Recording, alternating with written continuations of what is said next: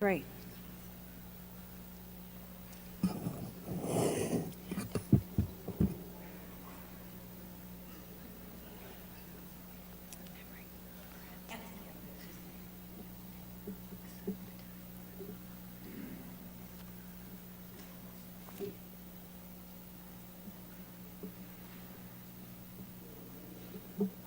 Talking into our speakers now? Good. I am calling the evening meeting together for April 23rd, 2025.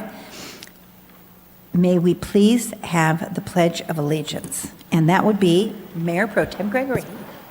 All right, please rise if able and join me in the pledge. Allegiance to the flag of the United States of America and to the republic for which it stands, one nation, under God, indivisible, with liberty and justice for all. Thank you very much. If you'll remain standing, Rita Lamb, our council member, will be giving us an invocation or a moment of reflection. Thank you very much. And tonight's moment of reflection will be in memory of Pope Francis. And he was the son of Italian immigrants, and he was born and raised in Buenos Aires, Argentina. And he selected his name based on a life of advocacy and honoring St. Francis of Assisi.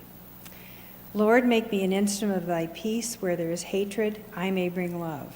That where there is wrong, I may bring the spirit of forgiveness. That where there is discord, I may bring harmony. That where there is error, I may bring truth. That where there is doubt, I may bring faith. That where there is despair, I may bring hope. That where there are shadows, I may bring light. That where there is sadness, I may bring joy. Lord, grant that I seek rather to comfort rather than to be comforted, to understand rather than to be understood, to love rather than to be loved. For it is by self-forgetting that one finds. It is by forgiving that one is forgiven. And it is by dying that one awakens to eternal life. Amen. Thank you both. City Clerk, may we have a roll call? Councilmember Carnevale? Here. Councilmember Lamb? Here. Councilmember Gutierrez? Here. Mayor Pro Tem Gregory? Mayor Ross? I'm here. City Manager, do we have any changes to the agenda? There are no changes, Mayor. Thank you very much. Our first agenda item up tonight is an update on our cannabis moratorium.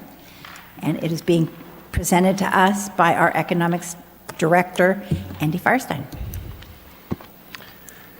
Good evening, Mayor and Council. I'm Andy Firestein, your Community and Economic Development Director, and I have an update on our cannabis moratorium for the City Council. So to provide some background, the City Council on February 26th extended the cannabis moratorium by 10 months and 15 days. Through that discussion, Council requested routine updates, and tonight's discussion is one of those routine updates. Our prior report focused on an evaluation of the city's zoning, locational requirements, definitions, standards, and enforcement provisions, including fines and penalties. Tonight we have 4 objectives. Staff intends to provide an update on research that we have conducted on other cities and counties looking at their cannabis regulations, looking to see the best practices that are out there that we can model as we emerge from the moratorium. As well, we have evaluated consultant support that we may need in this process. We have discussed with multiple consultants a scope of work. We've put a scope of work out for bid and are expecting bids on that on Monday. As well, we also have an update on cannabis consultant support to the city related to odors in the vicinity of C4 industry. And last, I want to share with Council a pilot program that we're eager to launch here in May, and this pilot program will conclude the presentation this evening. So just as a matter of context, I do want to cover some of what we discussed in the last meeting, and really this is to set a baseline for the comparisons. So in the city's code today, cannabis uses may be permitted as a conditional use in multiple zoning districts. The planned community commercial PCC, the CBP2 commercial business park, and the light industrial zoning districts.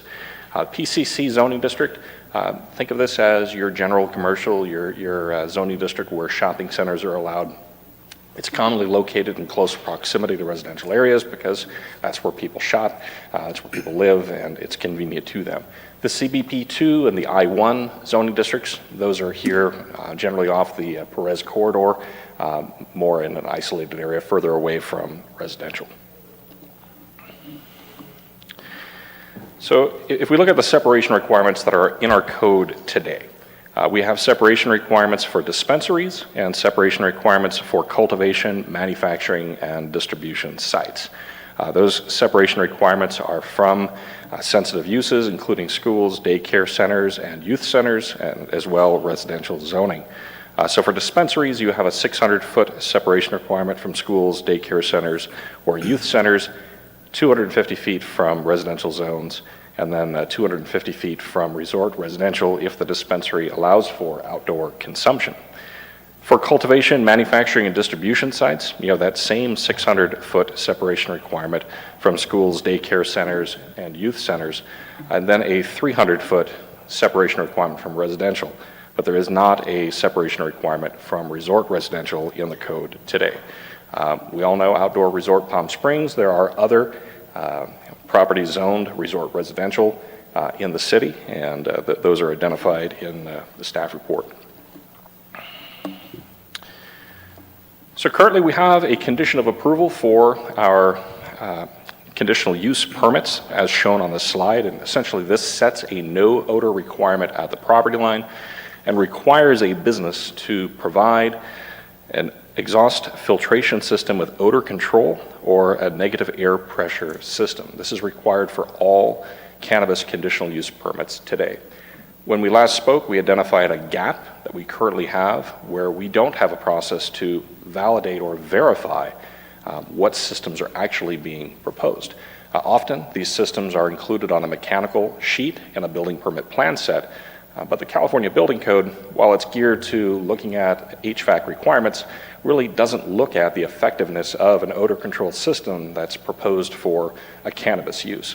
A lot of other cities we identified, and we'll talk a little bit more about that tonight, have odor control permitting processes that really look at the specific systems that are proposed, which offers an opportunity to verify and validate not only the systems, but their effectiveness in mitigating the odors.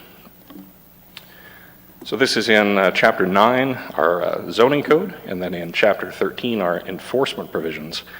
We have this requirement, which declares or defines as a nuisance the persistent cannabis odors that are offensive to individuals of normal sensitivity.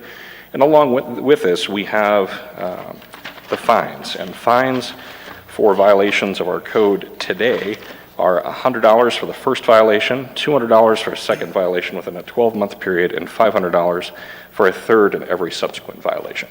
So I share this with council because this is sort of a baseline of where we are today, and as we look at what other cities and counties are doing, it offers us an opportunity to see what we can potentially do differently, how we can augment or enhance our regulations. So leading into that part of the presentation, we defined a process by which we were going to commence this research. So initially, we thought about looking at the Department of Cannabis Control, the state, and using them to narrow down or identify cities that we should be looking at. So we know we have a large indoor cannabis cultivation facility in the city.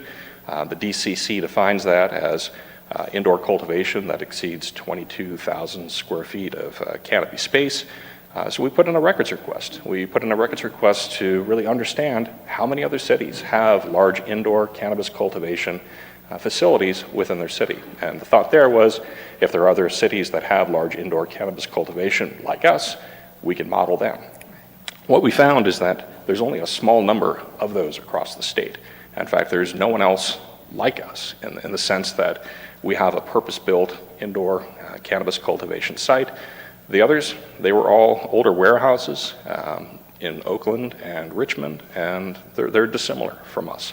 So it's interesting to know that there's very few cities like us that have as large of an indoor cannabis cultivation site.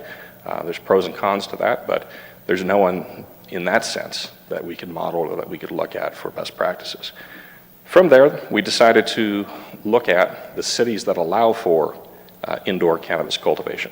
regardless of the size.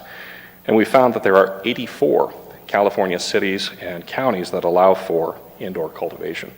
Staff took a preliminary review, looked at all of those regulations, their zoning, their licensing, their enforcement, and looked for those that perhaps had something to offer, that warranted a deeper dive, that we thought we can learn something from those codes. We identified 15 cities and 3 counties that we thought we can learn something from by researching those codes further. This is the group. And the inclusion of a county or a city on this slide doesn't necessarily mean it's a good model, but it meant that there was something in there that we thought was curious, that was interesting, that we should look at in a little bit more depth. On the whole, what we found, no city or county has adopted objective cannabis odor standards. Most rely on subjective odor measurements for enforcement. These preliminary findings raise the importance of the city's existing condition of approval on cannabis conditional use permits requiring odor mitigation. We did find some areas for improvement, and we also identified areas where our code is largely consistent with other state codes, and maybe that's an area that we don't need to change all that much. So looking at these 15 cities and 3 counties, we devised a series of 7 zoning questions and 4 enforcement questions, where we tried to draw out information from these to present to council tonight, and as well to serve as a basis for the initial draft of a cannabis ordinance amending our code. So 7 zoning questions and 4 enforcement questions for a total of 11 questions, and I'll step through each of those. So the first question we asked was, what zoning districts are cannabis cultivation, manufacturing, and lab uses permitted? And across the board, we found that those uses are restricted to industrial zone districts. We are an anomaly. We do stand out in the sense that we allow that in the PCC zoning district. We did find that dispensaries are permitted both in industrial and retail zones across the cities and the counties that we researched. With respect to the second question, we looked at separation requirements and asked what separation requirements exist between cannabis uses in either residential zones or uses and other sensitive uses. So we found that the state has a 600-foot separation requirement from schools providing K through 12 instruction, daycare centers, and youth centers. So that is a minimum standard. Cities and counties can choose to go above that and either layer on or add an additional separation requirement for those sensitive uses, or to add a separation requirement for residential, and a number of cities have done that.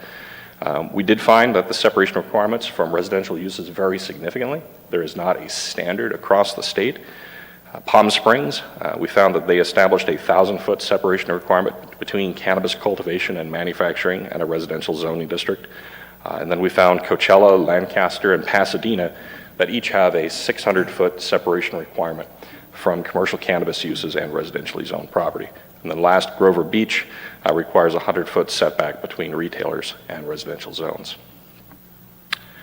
The third question we asked, this was, are there separation requirements between cannabis uses? Really a question geared at looking at the concentration, the number of cannabis uses within a city.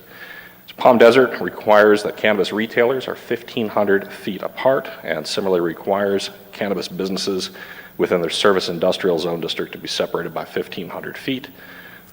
Palm Springs, there are some exceptions to this, but we found that they require cannabis businesses to be separated by 500 feet, and Long Beach has a 1,000-foot separation requirement between dispensaries.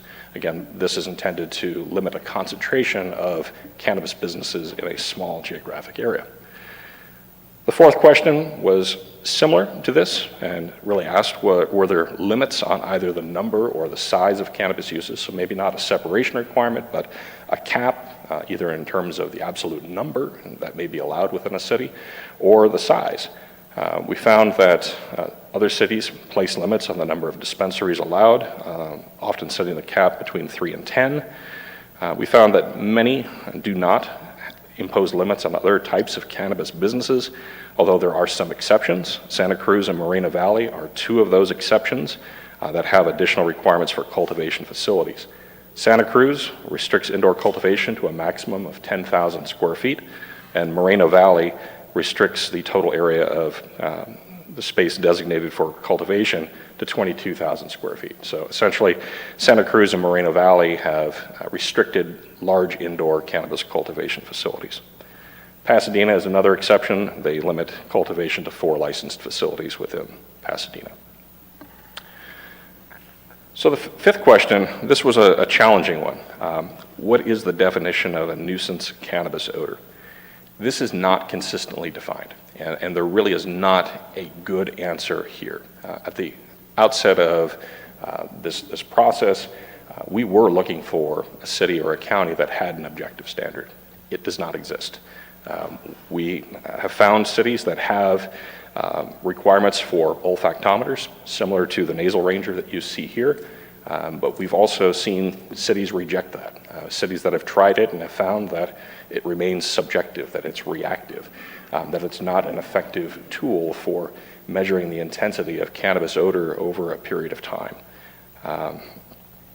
Cities that have discontinued the use of this tool in particular include Palm Springs and Desert Hot Springs, although interestingly, Palm Springs and Coachella have language referring to an odor detection threshold, the olfactometer, in their codes. So it's interesting that this was a tool, this was a solution that was looked at, but it largely has been phased out. Santa Barbara County is the exception to that, and as they were going through their rewrite, they did include this in their ordinance, although I would say that as we engaged with consultants leading up to the release of the scope of work, we did not see strong support. We did not see a strong voice for this tool. Excuse me, Andy? Yes. So that tool there, you would have to run out and smell it manually, right? When you got a complaint, is that what the downside was? That's essentially what the tool does. It does require extensive training. So you're training a staff member or using a consultant that has that training to essentially go out in the field to investigate a complaint or to investigate cannabis odor and taking a measurement using that tool. But it remains subjective in the sense that it's the person holding the tool that is still sensing the cannabis odor and making that determination whether it is above or below some threshold. And I would suggest that as we've seen or as we've observed cannabis odors, they're consistently inconsistent. They're very transitory. And that makes it difficult for us. If the odor was continuous, if this were a different industry, and this tool is used often with landfills, with sewage treatment plants, situations where the odor is continuous. It's always present. And in that case, it's easier to go out in the field and to measure that. But in a case where it's consistently inconsistent and the odor is not sustained for a period of time, it makes it more difficult to use that tool. It may not be the most effective solution. Understood, thank you. To mention it looks ridiculous. We attempted to get one to show you tonight, but we were not successful. The sixth zoning question asks, what are the odor mitigation requirements, either through a conditional use permit or a cannabis license? Are there specific requirements or standards for cultivation and manufacturing uses? This is an area where our language and our code today is fairly consistent. This is standard, and the requirement to provide an odor control system or negative pressurization system, that's a fairly consistent standard.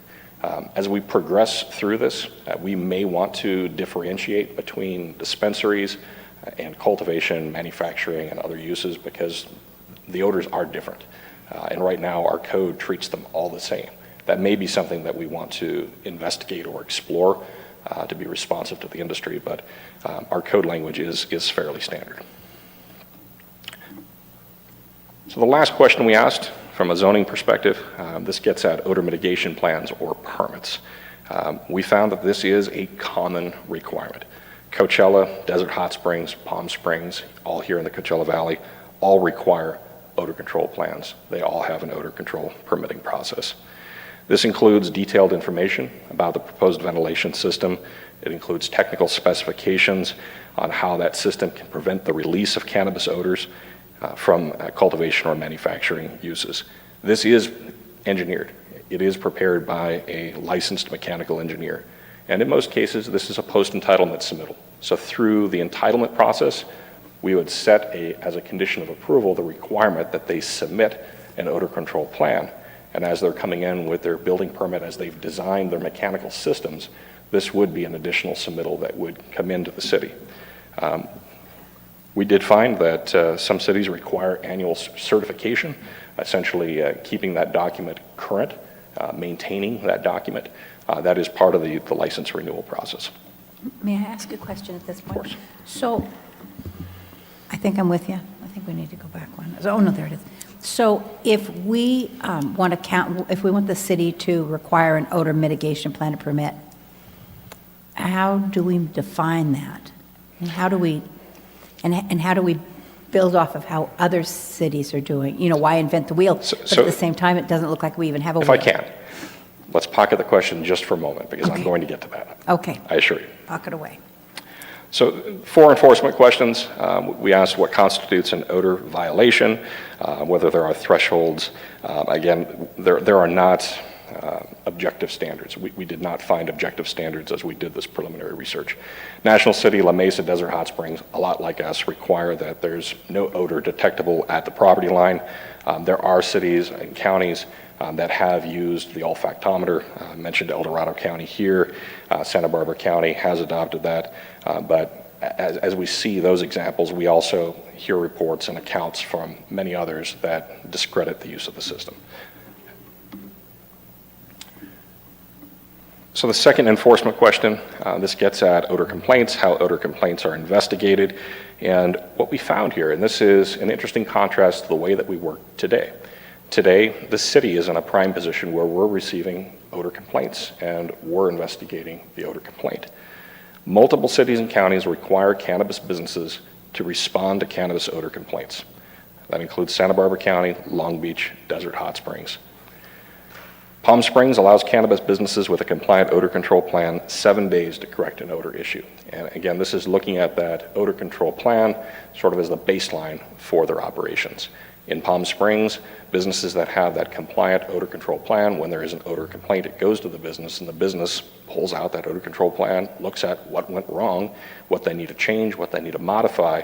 They make that correction, and they have a 7-day window in which to do that. Building on that, so we asked, what are the fines for a violation of a cannabis ordinance? And looking at Palm Springs as an example. So for a compliant odor control plan, it starts with a written warning. They have 7 days to correct when there is a compliant odor control plan. And after 7 days, if the odor cannot be mitigated, the use must cease until effective odor control measures are in place. And then for non-compliant odor control plans, those businesses that have chosen not to implement their odor control plan, they're subject to a $10,000 administrative citation. They have 30 days to remedy it, and after that, they can be levied $10,000 in administrative citations every 30 days. They've only had to do it once. It was effective. After 3 administrative citations, the permit is automatically revoked. Desert Hot Springs, their fines are up to $1,000 per day. They have not had to use that. That is an effective deterrent in Desert Hot Springs. So the last question, this was a catch-all. Is there anything unique, anything else out there that we should talk about today, anything else that we should study? We found that Stanislaus County has established a hearing officer process. We have a hearing officer process for short-term vacation rentals. Stanislaus County has a similar hearing officer process for cannabis. And that may be something for us to evaluate or think about. Desert Hot Springs, they also contract with a third party for all cannabis ordinance and enforcement, and Palm Springs contracts for the review of odor control plans. That last point is something else that I think we should consider as well. We have a talented and skilled staff. They are professional, they are certified to do many things. We're not experts in reviewing cannabis odor control plans or permits. That may be a skill that we want to bring in to ensure that we are validating, that we're verifying that what a business has prepared as they're designing their solutions, that it's the right solution. So that is something that we will consider, and we did put that into the scope of work that we put out on the street. Mayor, I hope this slide begins to answer the question that you asked. So as we started doing this research, we recognized that there's a lot we can do. We can write the ordinance, but we need to ensure that we're setting the right minimum standard, that we are putting our checklists, our requirements in a language that makes sense to the industry, that this is the most effective solution that we can put together. And that's where we put together a scope of work after discussing this with multiple consultants to focus on 6 areas. So we are looking to share the research that we've done with the consultant that we select to assist staff in identifying the best practices that we should model as part of our ordinance. We intend to look at odor control technology, and this is differentiated by dispensaries and cultivation manufacturing uses, what's appropriate or what's needed for the different types of uses that we have in the city. The third part, this is building out that odor control permitting process. Other cities have done it. We can take what they've done and make it ours. But again, we want to make sure that we're setting the right standard and that we're putting this in language that makes sense to the industry. And I think that's where having that additional consultant support is going to ensure that we get it right, that we get it right the first time, and that this is effective. I've shared with council in the past that we have initiated inspections of cannabis businesses and that we're doing this on a regular and routine basis. That is being done within the Code Compliance Division. As part of that inspection process, we want to have checklists to assist us to ensure that when we go out to do the inspection that we know what we're looking for, that we can appropriately conduct an inspection as we're requiring odor control systems and odor control permits. We also are looking for the consultant to be a part of the stakeholder process as we share this ordinance with the public, as we go out to the industry to share this solution with the industry, as we bring it forward to the Cannabis Task Force, the Planning Commission, and City Council. There is a need to have a subject matter expert on our side. And this last point, training. This is to help staff augment the skills that we already have and to build up our knowledge base of cannabis odor control systems so that we have a solid understanding of what we should be requiring, what we should be inspecting, and what we should be enforcing. As we were going through this process, we spoke with 5 different consultants, and we shared that scope of work with 4 of the 5 consultants. The 5th consultant decided that was not his specialization. He was an odor control, or is an odor control specialist expert, and his skill set is really geared towards conducting an analysis, an assessment of odor at a particular business, at a specific location. And we saw an opportunity to engage with this consultant as our subject matter expert, someone that we can bring in and study the odors that are occurring at C4 Industry and ensure that what the business has designed, it is their responsibility. The business is responsible for designing, implementing, and maintaining their odor control systems. Having Hartman Environmental Geoscience on our side, though, gives us an expert to really understand the odors at C4 Industry and how we can best direct C4 Industry to make the corrections needed to improve the conditions in the vicinity of that project. C4 Industry, they have prepared a mechanical plan set. They have prepared additional odor mitigation. Hartman Environmental Geoscience is intended to assist staff in the review of that additional odor mitigation to ensure that it's calibrated, that it's the right odor mitigation for this project. There's no conflict. The consultant has no relationship with C4. They are our expert. So we have negotiated and are in the process of executing a contract with Hartman Environmental Geoscience, and we anticipate that we'll have this consultant on board here in a matter of days. And we do have that mechanical plan set in. That'll be one of the first tasks once we do the kickoff. We intend to share everything that we know, all of the existing plan sets, all the reports that have been shared with the city staff. Consultant intends to get a baseline analysis to do some assessment at the business today, as well as to evaluate the mechanical plan sets that have been submitted to the city and to conduct additional assessments. So the last item I have for City Council, and this is a significant item to share with City Council. This is a partnership with EnviroSuite, and EnviroSuite is here tonight. If Council wants to hear from EnviroSuite, they're ready to share some additional information beyond what I have for you. But as I step into this pilot program, we need to acknowledge that our existing odor control reporting system is ineffective. We've adapted GoGov to receive odor complaints, but in a lot of ways, it's not the right tool.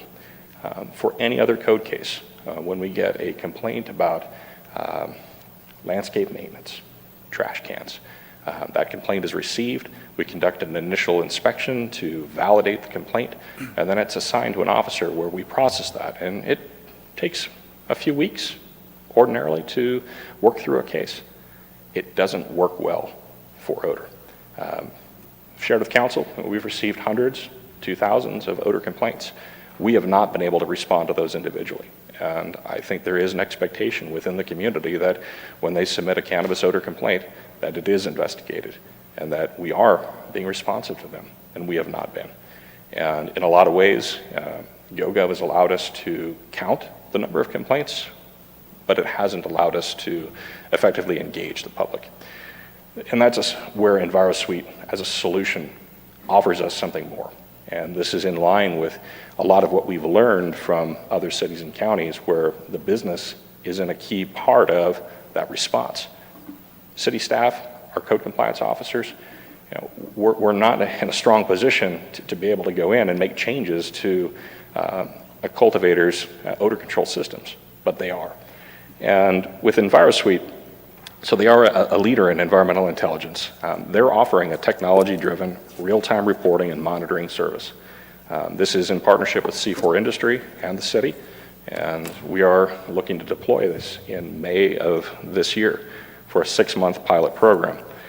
This will allow for improved data collection and reporting. It will allow for environmental monitoring, and it will increase accountability with the business and response timelines and communication back to residents. To give you a sense of how it works, this flow chart steps through how a complaint is received in EnviroSuite, how it's processed, how it goes to the business, how it goes to the city, and where that accountability lies.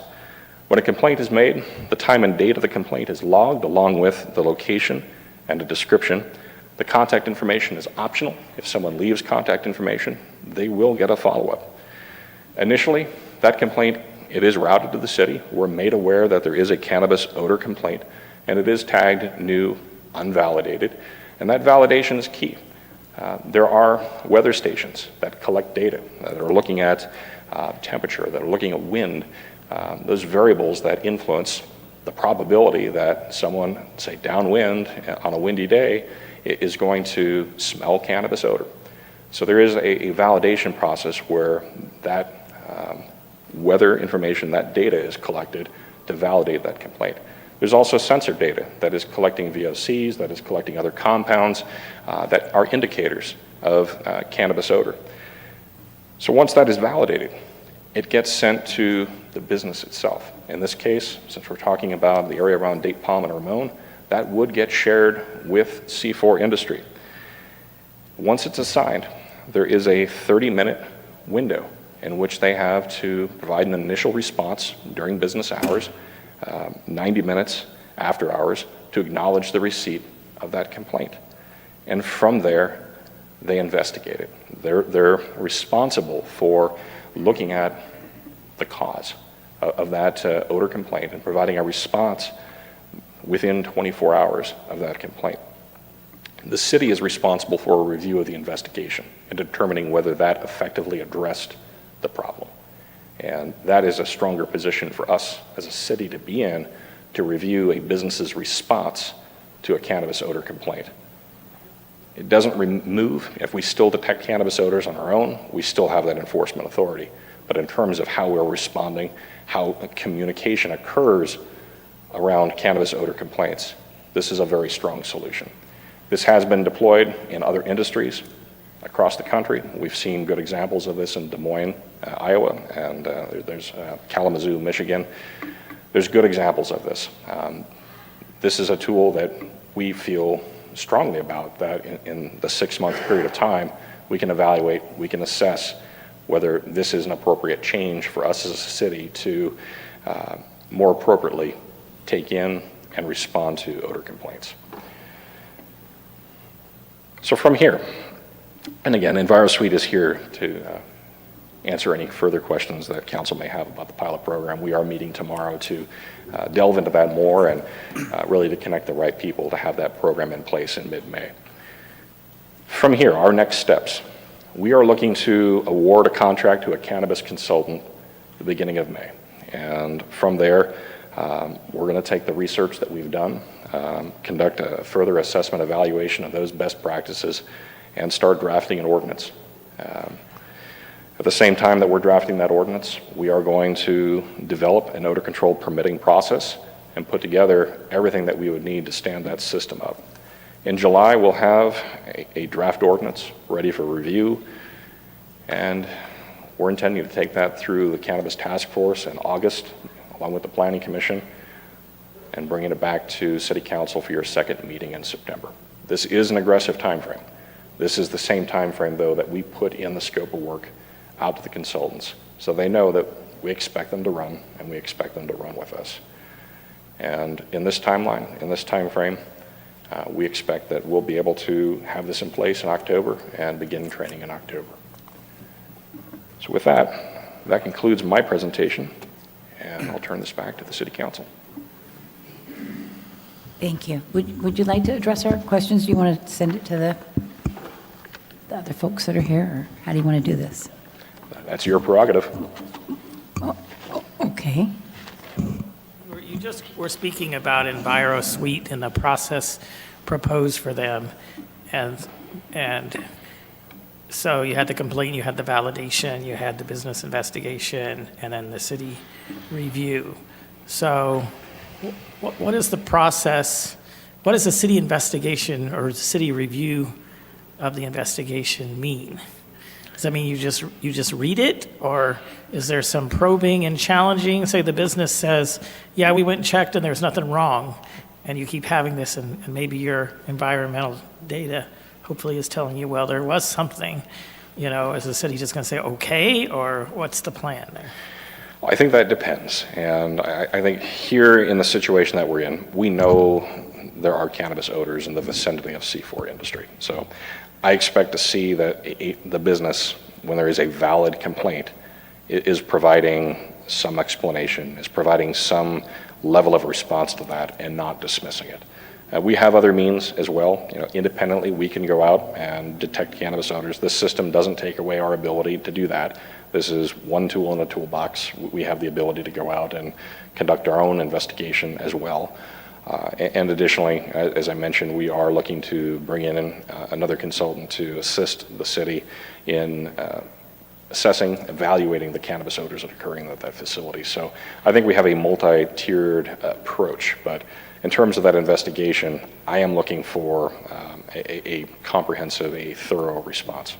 Okay, good. I'm a little concerned that, I mean, it all looks good on paper, but in practicality, you know, they get the notice and then they go and walk around and say, well, we don't smell anything. That's our investigation, if that's what the city's going to allow. And then they report back to the city that, yeah, we went out and checked and we didn't find anything. And, you know, some of that may be true to a certain degree because it might take a while to identify if there's something going wrong. But I'm hoping that this process isn't just going to be that's so simple that they can just go do that over and over again. And the city says, oh, they did their investigation and they didn't find anything, and we accept that. Right. So this is a 6-month pilot program. We're going to learn a lot. And I may not have all the specific answers for you tonight, but we intend to learn from this. I would note that we're still under Chapter 13 as it stands today. So the fines, our enforcement provisions are the same as they are today with EnviroSuite.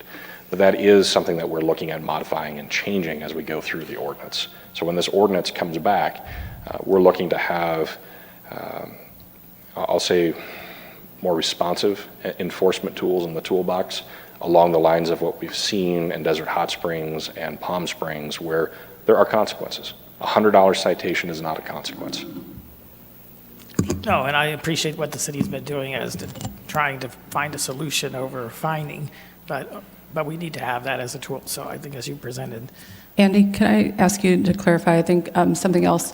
So if I understand correctly, when the information comes in, an individual from the neighborhood or whatever calls in a complaint, the system is going to validate that there is some tangible odor present, or like through the VOCs or whatever, it's going to validate that there is an odor complaint. Correct. And then what this also does that staff haven't had to this point is we've had a lot of complaints that have come in through the various systems, whether an email or through the regular reporting system, but we haven't had that connectivity to the property owner at the time that it's happening. And so there's been partially that's been a challenge of that gap of making sure that the property owner is getting that complaint information at the time that it's happening so that they can, at that time, investigate what's going on and try to fix whatever the problem is.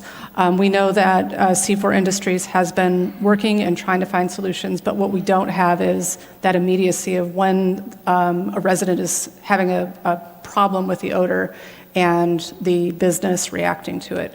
And so I think part of this will be staff's ability to see is the business taking a responsive action? What are they doing? Have they identified was a vent broken or something? Did they fix something? If their response that continued, if it came back that, oh, well, nothing was wrong, we would probably have a little challenge with that because we know from our own objective observations and from the feedback that we're getting from the community that there are odor problems. And so this is sort of an attempt to try to put the responsibility where it belongs with the property owner and us to track it. And I think what Andy and his team are looking at is we know this is one like specific location, but if this technology works and if this seems to be a more viable option, we are wanting to at least look at and explore, is this something that could be used broader throughout the city and have a better mechanism for individuals in other parts of the city to be able to report and identify where cannabis odor complaints are coming from so that those individual business owners can be directed to fix the problems that might be causing an odor problem in those areas. So I want to build on what Assistant City Manager Ambrose has shared, and that is, if this is expanded, this platform allows not only for the identification of cannabis odors, the validation of that complaint, but it also has the ability to identify which business is that coming from. If we're talking about C4 Industry, I think we all know it's Dade Palm and Ramon, that's the only cultivator up there. But if we look at the application of this tool here on Perez Road, today we don't know which business is causing that odor. If we step out of City Hall right now, if we smell cannabis odor, where is it coming from? We don't know. This tool has the ability to predict where that odor is coming from based on the time, based on the ambient weather conditions, based on the sensor data. It has the ability to identify that. And that gives us a strong lead to go to that business and to say what's going on and for us to be able to conduct that follow-up investigation. yeah. And I appreciate that. And I think that this is, definitely a good way to consider to go. I was just concerned that at the end, it's not just a receive and file, that the intent is that it's going to, although the responsibility to do the investigation rightfully would fall on the likely maker of the odor, that if they aren't doing a sufficient investigation or they aren't coming to an eventual solution, that the city's not just going to file these away, that then it's going to trigger at some point a next step. So thank you. Thank you. Thank you. So bear with me as I step back to like my most rudimentary way of thinking of this. So we have people who are not happy with marshmallows. And so we find a company who can come say, well, this marshmallow is taller than this one and this one's smaller. But let's move it over to marijuana, where different breeds, different kinds of marijuana have different smells. Different buildings have different walls or windows. Different locations in the city might get a different wind or might get, it feels like a Rubik's Cube that, there's 10,000 ways that you can move it before you actually get it solved. And we don't want 10,000 things that we have to look at. So is there a way, and I'd be really interested in hearing from the company as well, is how do you say, yes, marijuana, but you realize that every different species has a little different smell? How do you identify that? How do you know which is worse and which is better? How do you know which is attributable to a strong smell or not? It's so complex. And so when you look at the EnviroSuite pilot program, I mean, those are things we're going to do, but they're not addressing the different variables within our city, within our marijuana issues. So it's a complex question, and let me answer it in part tonight, and then I think this is something that we can continue to work on over the course of the moratorium as we're producing an ordinance. I would say that first and foremost, we need to look at zoning. We need to look at where we are permitting cannabis uses, particularly cultivation and manufacturing. We should not cite those in close proximity to areas where we have sensitive receptors. It's okay for us to admit that we made mistakes. We can change that. It may not change the landscape as it is today. Those businesses will remain as long as they're in business. But in terms of how we permit new cannabis businesses, we should not permit cultivation and manufacturing in the PCC zone district. That is one of the changes that we should introduce so that we're removing one of those variables. The odor control systems, that is important. And I shared with you there is a gap today in the sense that we're required as a condition of approval on that conditional use permit, but there's no validation. Those systems can be designed. And I think as we get a consultant I'm sorry, they can or they can't? They can be designed. And I think as we get a subject matter expert, as we get someone on board, we'll have that individual, we'll have that firm that can speak to the Cannabis Task Force, Planning Commission, City Council on just what is going into that odor control permit. What are the technical specifications? What is it that we're looking for? How are those systems designed? I think that's an excellent question.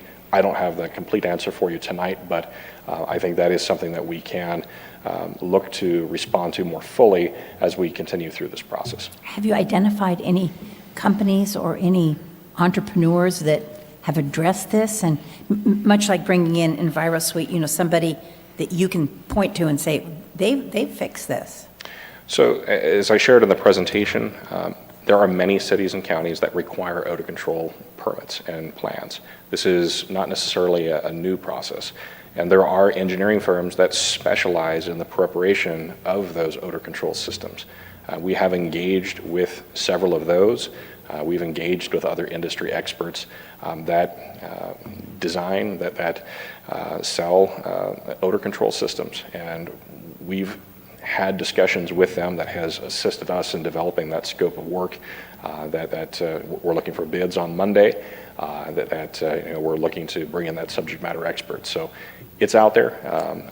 We don't necessarily have it tonight, but it's out there and we're looking to bring that in. I get that. I think the last thing that brings me concern are vague things, not from you, just from the world. Control.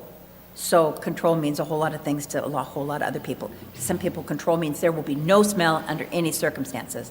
And I don't think you've ever asserted that we're going to get to that point, or at least not with any of the ideas we have today. But what is our control expectation? So let's answer that question as we're going through the process. I think right now we have a standard in our code that is very consistent to other cities, and that is no odor at the property line. I don't think we should deviate from that. I think that should be our goal. Are we still going to have odors? Yes, because it's easy for odors to escape a building. You leave a door open, if a filter is not changed out, if a system fails, it's outside going to produce cannabis odors. But that's where we need to have an appropriate enforcement mechanism in place so that when those are detected, that we have an appropriate response, whether it's EnviroSuite or updates to Chapter 13, so that we have a responsive system where we can go to a business and say, let's pull out your odor control plan, let's identify what went wrong, let's look for a change, let's make a change, and get it back to where it should be. And maybe we just use the word control a little more sparingly, that we can get this under control. We want to, for We do. sure. Thank you. Councilmembers? I totally support Mayor Pro Tem's a comment about this is a great direction to go in, and I really appreciate Assistant City Manager Ann Ambrose's the breadth and scope of the explanation of what's going to happen with EnviroSuite. And this is the paragraph that just kind of solidified that this is such a great idea because it moves us forward. Validated complaints are assigned to the business operator, in this case C4 Industry, for investigation and response.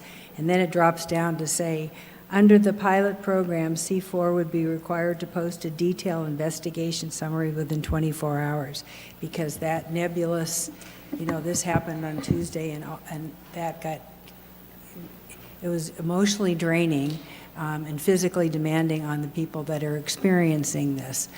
So I appreciate that. Thank you. Councilmember Gutierrez. Well, thank you for your presentation. I have a couple questions. The first question is, how do you determine distances or distance requirements regarding one business, a cannabis business, and another, and residential or a cannabis business? The way the separation requirements are typically defined, that's from the business to the property line. So you're looking at just a straight measurement to the property line. Separation requirements between businesses, typically that's property line to property line. Okay, so for instance, the dispensaries, is that from property line to property line? Let me look at that and get back to you on that. I apologize, I don't have that. Okay, and also when you do, also regarding, is it property line or is it building to building? Okay, that's one.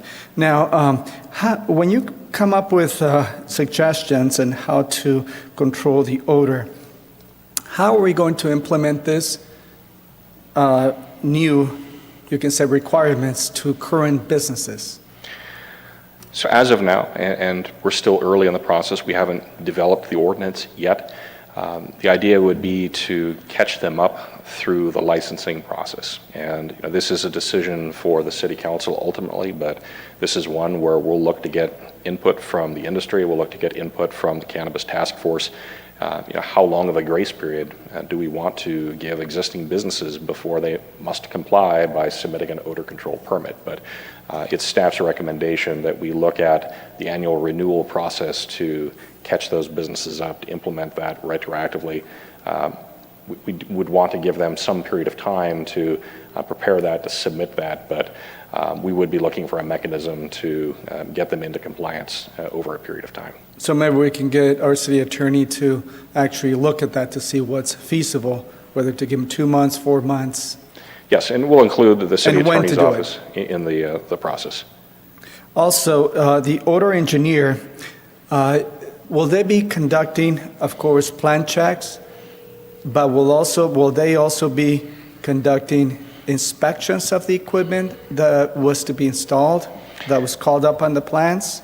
So the cannabis business would be responsible for using a licensed mechanical engineer to design the system. I think that's on one side, so that's on the business's side. On our side, we may elect to use a third party to conduct a review of that odor control plan once it is submitted.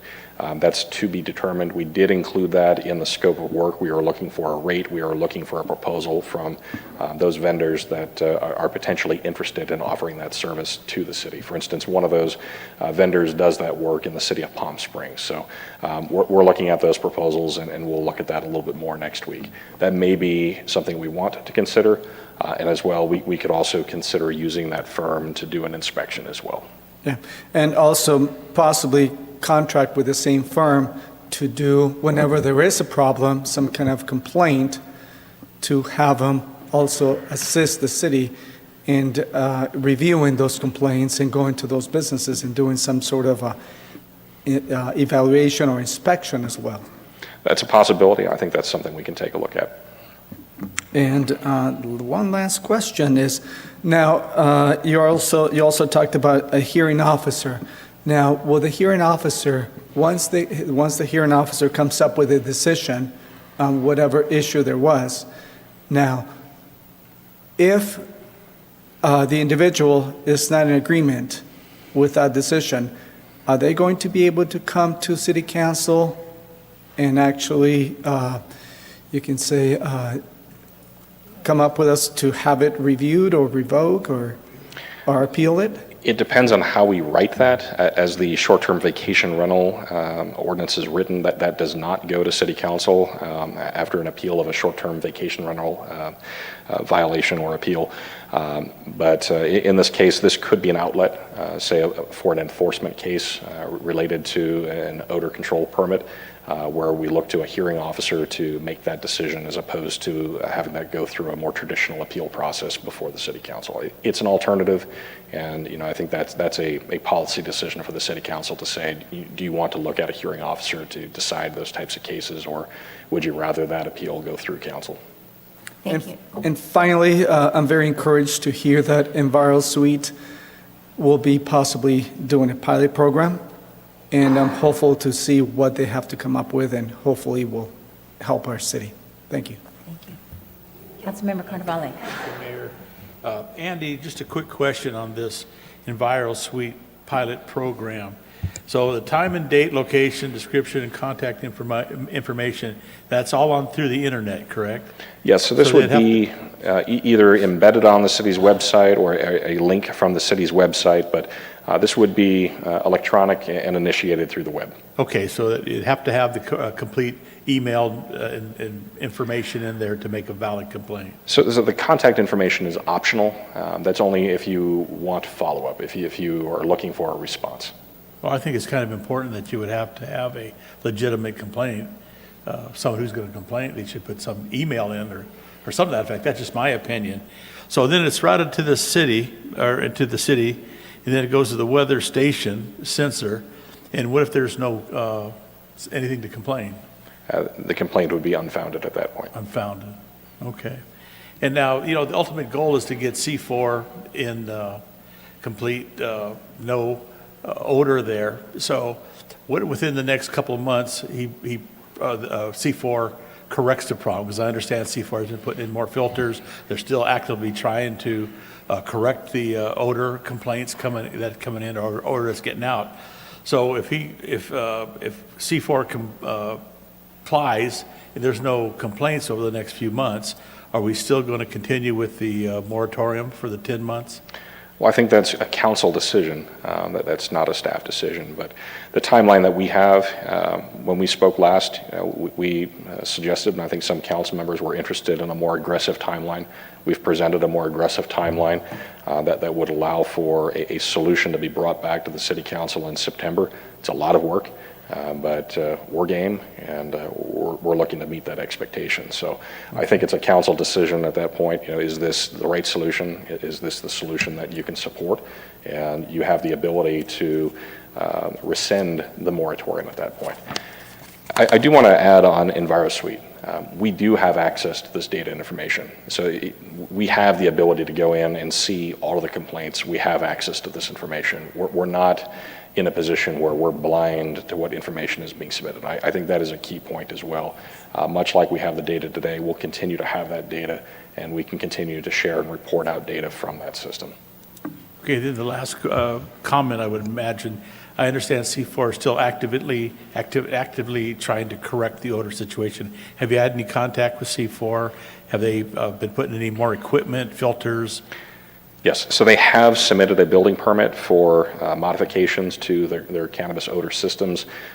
We are, and that came in right as we were negotiating the contract with Hartman Environmental Geoscience. So we want to get Hartman involved in a review of that permit before we approve it. Okay, thank you, Andy. Thank you very much. Madam Clerk, are there any people in the public who would like to ask questions regarding this? Questions or comments? Yes, Mayor. So before I ask for members that are present, I do have one comment I received for the record. Okay. So the following comment was received for the record, provided to the council, and made available for public inspection at the entrance. David Kozlo asked 7 questions related to cannabis cultivation odor nuisances. And now we do have some members that would like to speak. And the first speaker is Mary Ellen Muir. Good afternoon, Ms. Muir. Mayor and City Council, This has been like drinking out of a fire hose, right? I just have a few things randomly. I had something prepared, but now that I have more information. First of all, we at Outdoor Resort thought that our complaints by using the app were being collected and analyzed all along because they did have a date and time and exact location that we would have smelled it. But it sounds like all that data is out the window. And now you're going to pay to have these monitors. Is in the future, is there going to be any correlation between when you receive a complaint from us via the app and when the EnviroSuite also gets a reading on, yes, there was something, to reinforce it or to let us know that we may as well not even bother doing this? That's one question. That Nasal Ranger, which I really love, and that X-Factimer, I guess is the way that you say it. These were two ways of collecting that were mentioned that were not very effective. So is there another way of collecting it? Is this something that's, EnviroSuite is the only ones that have this way of collecting it? I'm kind of wondering that. Also, all of the other locations that we're talking about, 10,000 square feet, 22,000 square feet, and then C4, 326,000 square feet. Is there any type of a system that really can be effective when it's that much larger? And if you don't have this moratorium and have it extended, then it could be that you're expanding beyond the 326,000 square feet. Also in the staff report, hold on. C4, I understand, was not getting any detail about the time of when these were reported, so that's kind of a concern too. And it doesn't sound like anyone was tying in that schedule of what their operations were. So in cultivating, I assume there's some type of schedule. You do this at this time or on this day, whatever. Has anybody done any correlation with that? That this is when it's the strongest and this is when they're doing that particular process. So it seems like that would be important to find out. Maybe you need to beef up something or make sure your doors are closed in the back, which those bay doors are left open all the time.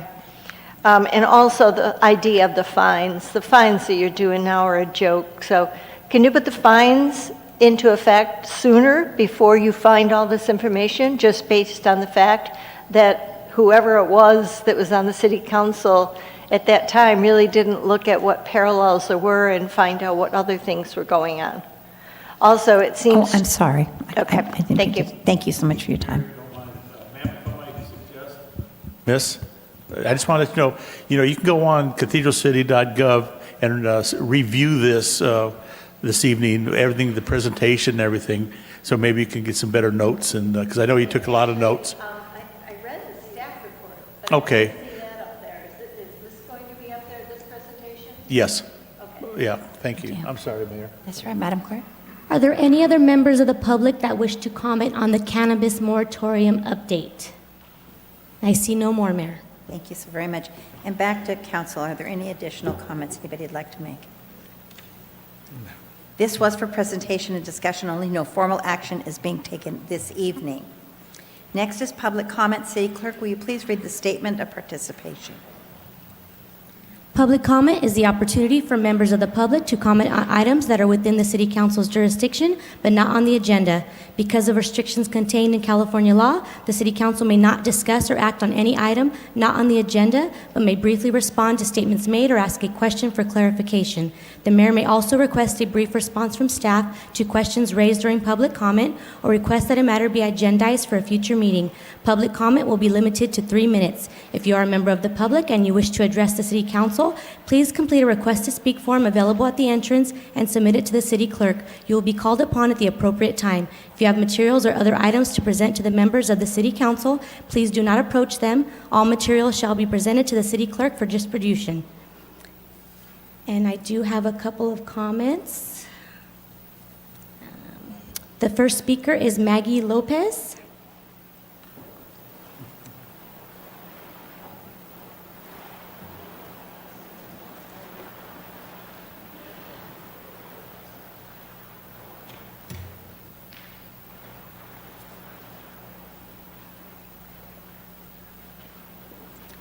Good evening to all of you. Good evening, Mayor, Mayor Pro Tem, and Council. My name is Maggie Lopez, and I am a resident of Coachella. We are here to invite you to join us to a fundraising event, Mariachi Under the Stars, where we honor the Mexican arts of mariachi, banda, ballet folclórico, and escaramuza charra, which is part of the charro sport. They are side saddle performers. All are a combination which encompasses various regions that reflect the traditions and culture of the different regions in Mexico. The event takes place on April 27th from 4 to 10 p.m. at Rancho Escondido. It's located in Coachella. You can purchase your tickets and make donations at reinasdelvalle.org. I apologize, I have prescription glasses on. So I'm going to have the girls step up and say a little bit about what they do.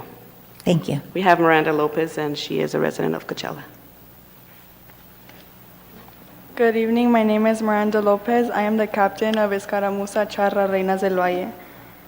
Our team consists of 8 girls wearing colorful traditional escaramuza dresses and ride our horses on side saddle. We perform numerous choreographed synchronized maneuvers to music. Our performances are strictly judged by experts on position, timing, attire, and even our saddles. We perform in community events and state and national competitions. Thank you. Thank you. Good evening, my name is Rosalyn Perez. Our parents and volunteers have been our biggest supporters since we started practicing this sport. The Mariachi Under the Stars event is a very important fundraiser because it covers competition and traveling expenses in the state of California and Mexico. Thank you. Thank you. This is Jimena Nuno, and she is a resident of Cathedral City. Buenas tardes, mi nombre es Jimena Nuño y hoy les queremos dar las gracias por su apoyo a nuestro equipo de escaramuzas. Es un honor representar nuestra cultura y al mismo tiempo representar el deporte nacional por excelencia mexicano, que en nuestro caso es la escaramuza. Todo esto nos impulsa para seguir motivándonos en representar a nuestro equipo Reinas del Valle. Gracias. Thank you. And I'm here if you have any questions about the sport or about what they do. The sport is open to girls from the Coachella Valley, ages 5 to 15 years old. Just to touch on the sport, the competitors can compete up to the age of 60. At this point, we're only offering the program to the youth at no cost to them. We do provide the premises and the training for these young girls. Could you tell them again the website where they can get That's the what I was tickets? just going to say. Do you have a piece of something you could give our city clerk that she could pass along to us? Yes. I did get down that it's on 427, and I have no idea what I wrote after that. So you can go to the, I'm sorry, Rancho Escondido. Rancho. So you can go to Reinas del Valle, it's REYNASDELVALLE.org, where you can purchase tickets and make donations.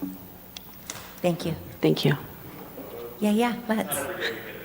That's right. Also, when you leave, if you can talk to the gentleman outside, we have Taste of Jalisco here once a year, and that will be the perfect time to actually, if we can have them come out and actually do some sort of presentation, well, not a full presentation, but just with their horses, and exhibit them and show them to the public.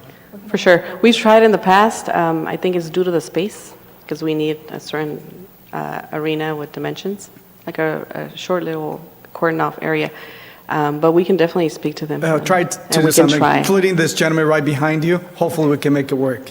Perfect. His Thank name you. is Ryan. Thank you for your time. Yeah, thank you. Come on, Kathy, let's find out what it looks like for us to be really old.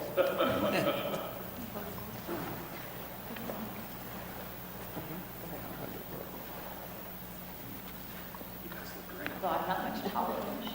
All right, 2 on one end, 2 on the other.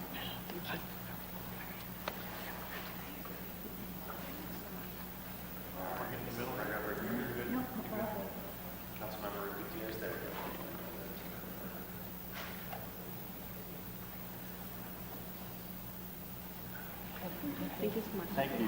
Thank you. Thank you.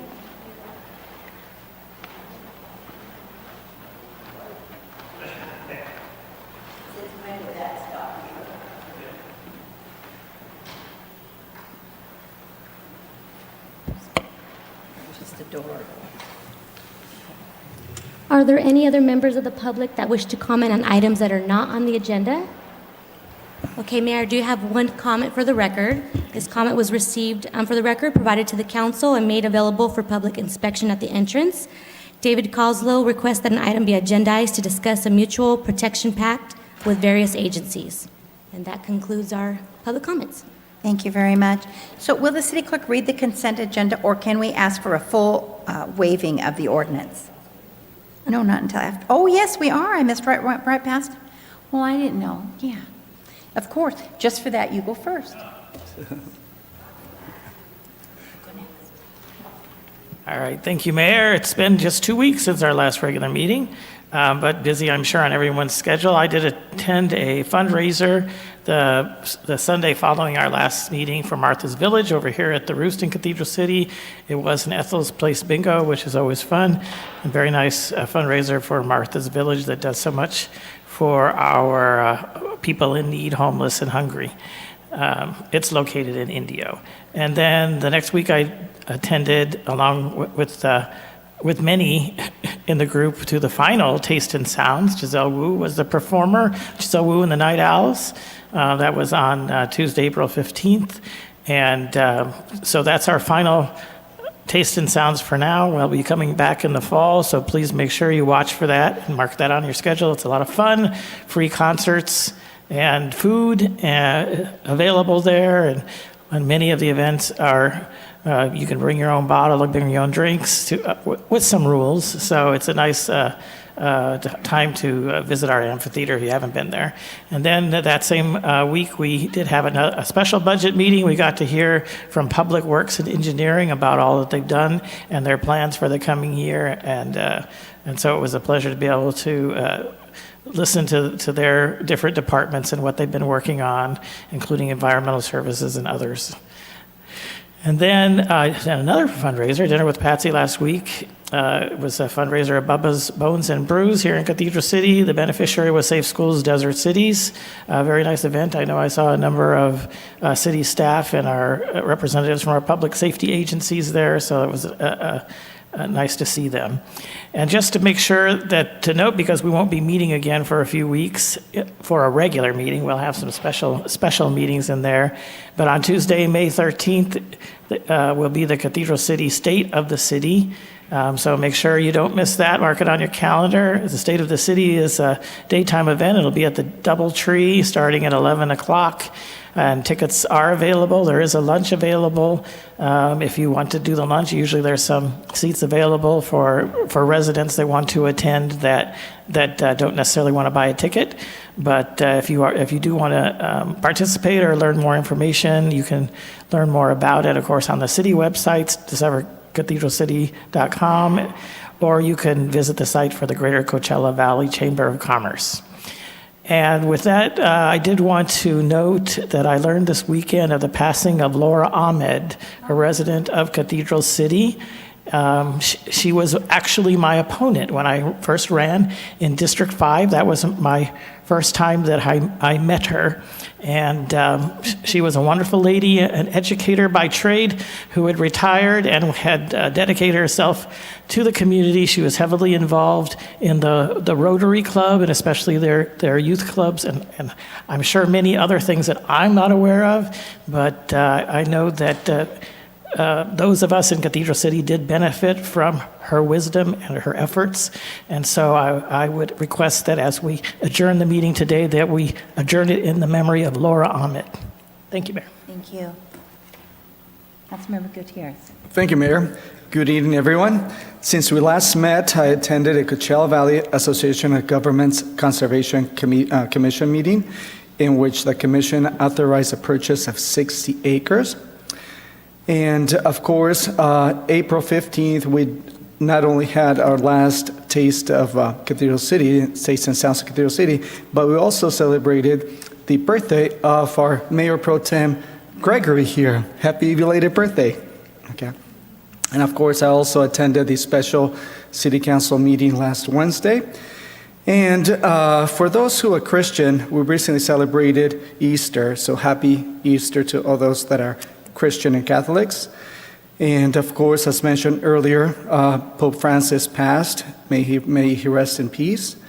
And tomorrow I'll be attending the Volunteer Appreciation Dinner to be hosted at Nick's Bistro. I'm sure the food will be delicious, right, Mark? Yes, I guarantee it. And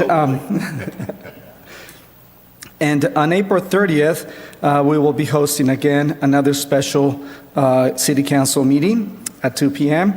And right after, I will be attending another meeting for the Steering Committee meeting for the Cathedral City Development Code update. And on May 1st and 2nd, the entire council and staff will be attending the 2025 Southern California Association of Governments Regional Conference and General Assembly meeting to be held at the Palm Desert Marriott. And that will be a whole day event. I believe it's going to be Thursday and Friday. And lastly, on May 3rd, it will be the last free paper shredding event to be held here at City Hall from 8 a.m. to 9 p.m. So if you have any paper, any documents that need to be shredded, bring it on by. You can bring up to 2 boxes for Cathedral City residents. And that concludes my report, Mayor. Thank you so much. Councilmember Lamb?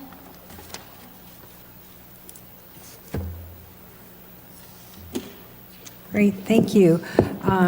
I had the opportunity, and I'm sure Mayor Ross will talk about this too, but yesterday we took a tour of the brand-new Esperanza Park, and it was kind of a preview. The sod still has to be put in, and lots of last-minute things.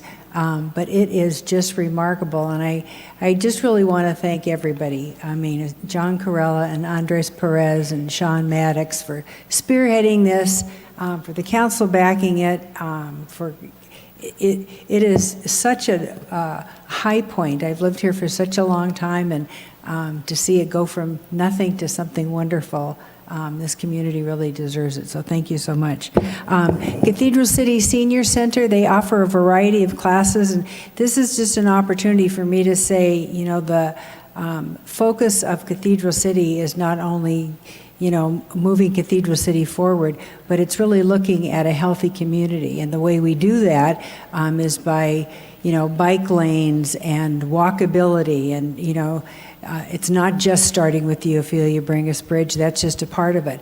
But after touring yesterday and seeing how the CV Link juxtaposes the park and how that people are already riding bikes and waving and looking, and, you know, everybody's just really excited about it. And our focus on providing activities with the successful passage of Measure W, with 74% of the community really supporting that, and our connection with Desert Recreation District, all the activities they're going to be able to provide in addition to our yoga in the amphitheater. You know, it's really just amazing. We are a city on fire, and I like to see the focus on of health. And I can't remember the date, but there's a mental health awareness presentation at the Mary Pickford Theater, the 20th. So, you know, so it's just, it's a well-rounded city, and we have remarkable things to offer for our residents, and I thank you for all your time and effort. We have commission openings. I got a call from a couple people saying, can they still participate? Being in the commissions, there's an opening for the Historic Preservation Commission, Parks and Community Events, and I believe the Arts Commission. So those are all opportunities. Tracy Hermosillo is the person in our city that you can contact, and she has specific information about it. But people have called me and said, you know, what's it about and how do I participate? I'd like to be more involved. But when I walk around here, I see all the volunteerism. I mean, it's volunteers, people willingly and happily giving up their free time to sit in meetings and walk around our city and find out ways that they can be of help and make our city even better. So thank you to that. And I just got off the phone with a longtime volunteer, Betty Denenbeim. She volunteered for 8 years at the Data Academy, Cathedral City High School, and she just now is volunteering with the High School Film Academy, and they had their documentary film festival at the Camelot. So, you know, we do great things here. I did attend the Riverside County, their economic outlook presentation, and it was at Fantasy Springs, and it was a wonderful overview of our 4th district. Riverside County is one of 58 districts in California, and we're the 4th largest. And the presentation was specifically on the 4th district, and our supervisor is V. Manuel Perez. And each of the cities had an opportunity to do just a little thumbnail snippet of what was going on in their city, and Eric Bessariel did a fabulous job and talked about the breadth and scope of housing opportunities here in Cathedral City, and everybody took a different focus, and it was a great overview. So that was a great opportunity for me to learn more about representing you. We have a town hall tomorrow evening, and Chief Crum will be facilitating that, and it's part 2, specifically for the LGBT plus community, but it's for everybody, but specifically addressing some of their issues. So it's here tomorrow at 4 o'clock. And I'll just end up by saying that my husband and I did attend the Easter sunrise services at Forest Lawn, right here in Cathedral City. It's usually an outdoor event. They have a beautiful courtyard, but they're doing construction and expansion, and so the courtyard wasn't available. We went inside to the chapel. And I wanted to share, the minister, you know, had a very solemn, uplifting homily, as you would on Easter Sunday.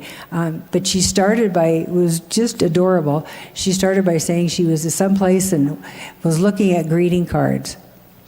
And she saw this one greeting card. And on the front it says, "It all works out in the end."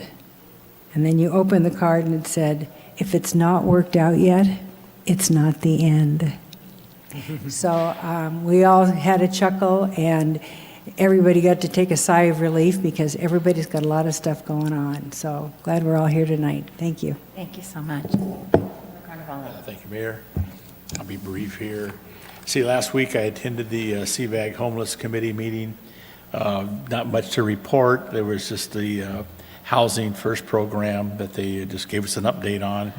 But on my reports, I thought it was necessary for me to give a shout out to our HLO officers and the chief, because I read on Charlie's report, or in your weekly report, Commander Hanley put in there the great work that Brooks and Novi, Officers Brooks and Novi are doing. They're just all over the place, contacting people, encampments and everything. So I read that to the committee there, and they were impressed. And actually the chair said, "Thank you very much for all the work that you're doing here." You know, it's kind of sad because with more money we could do more, you know, with Coachella Valley. But then I met with a sexual assault program director. She gave a great presentation that kind of opened my eyes a little bit about Sexual Awareness Month. It's an annual year. Every April is a public awareness about sexual assault to educate communities and individuals how to prevent sexual violence in the United States. And I believe April 30th is Denim Day. Chief Crum always lets his officers wear denim. I thank you for that. Maybe Charlie, you let your staff do that too. You know, that's cool. So to observe that, it would be kind of nice everywhere denim that day. And then I attended the State of the County Riverside, and Eric did a fabulous job representing the city with his video. Probably thank you to Ryan for that. Really showed well there.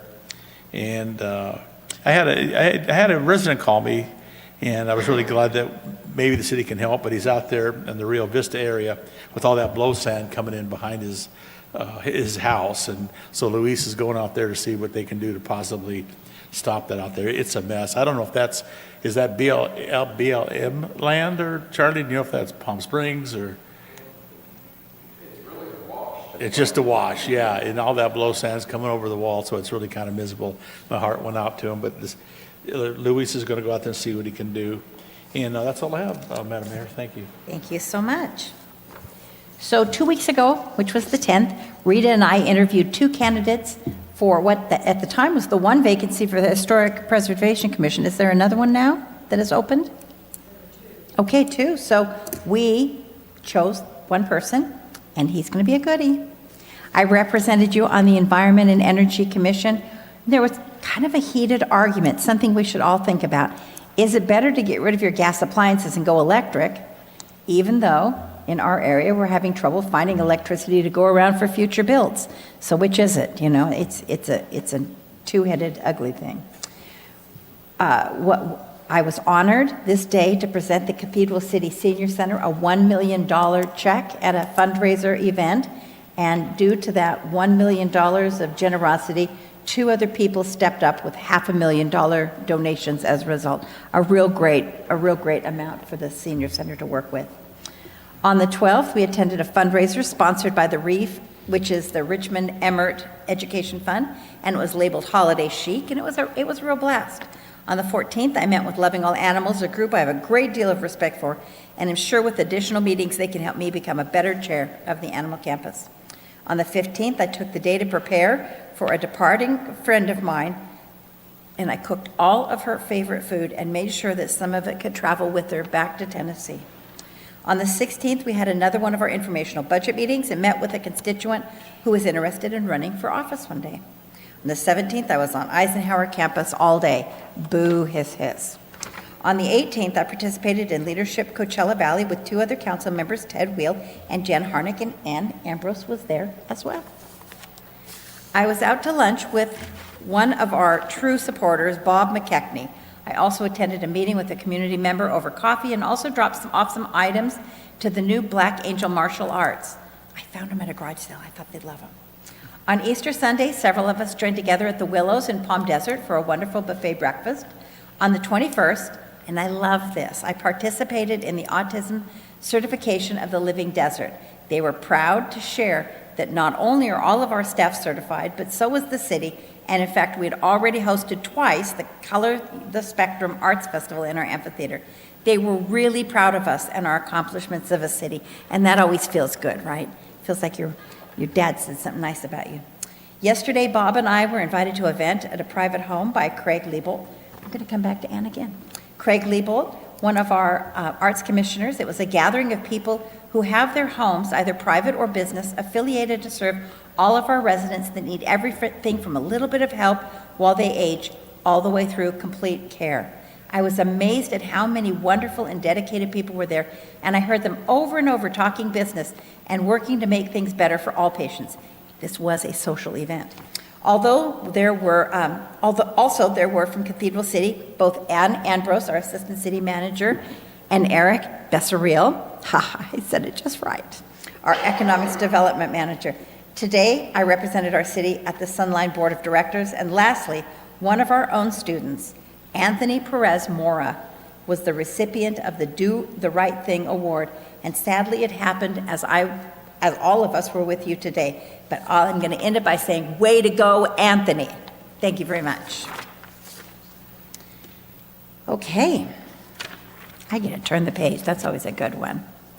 So we are, this is the ordinance part. So, the consent agenda. I'm sorry, I called it an ordinance. Are we going to waive the full reading and make a motion? Mayor Ross, I'm going to read the consent agenda for you. We're going to waive reading the consent agenda? No, why can't we?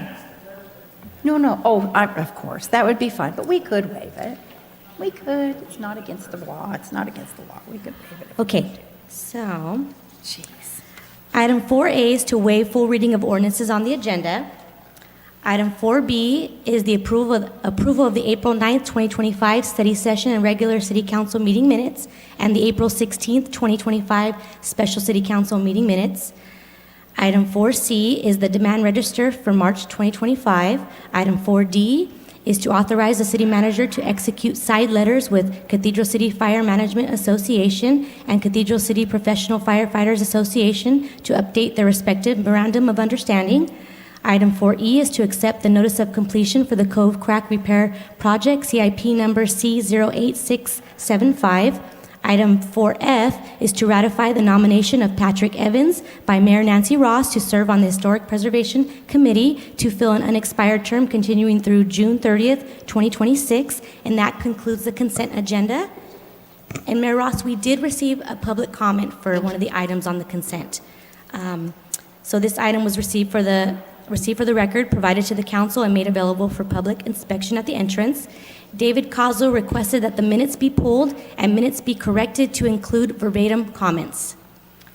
And is he the only person who would like to speak on any of these issues? Are there any members that would like to comment on any of the consent agenda items?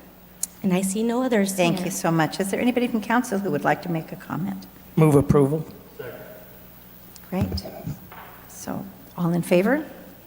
We have a motion by Mayor Pro Tem Gregory and a second by Councilmember Carnevale. Is that correct? Okay, please vote. Oh, I just need to get rid of this one. I'm not going to. But that one's not going to do it for me. It's not reducing it. I can come over here. You started right. Usually it's supposed to pop up.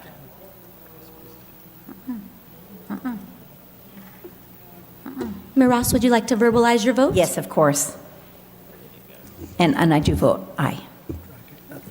And motion I have carries. 14 people working on it. Nobody can get it up, but there you go. Motion carries, all ayes. Thank you very much. Next, we have public hearings. And A is an Assembly Bill 2561 public hearing on city vacancies and recruitment and retention efforts. Mayor, members of the council, this is a new state law that went into effect this year.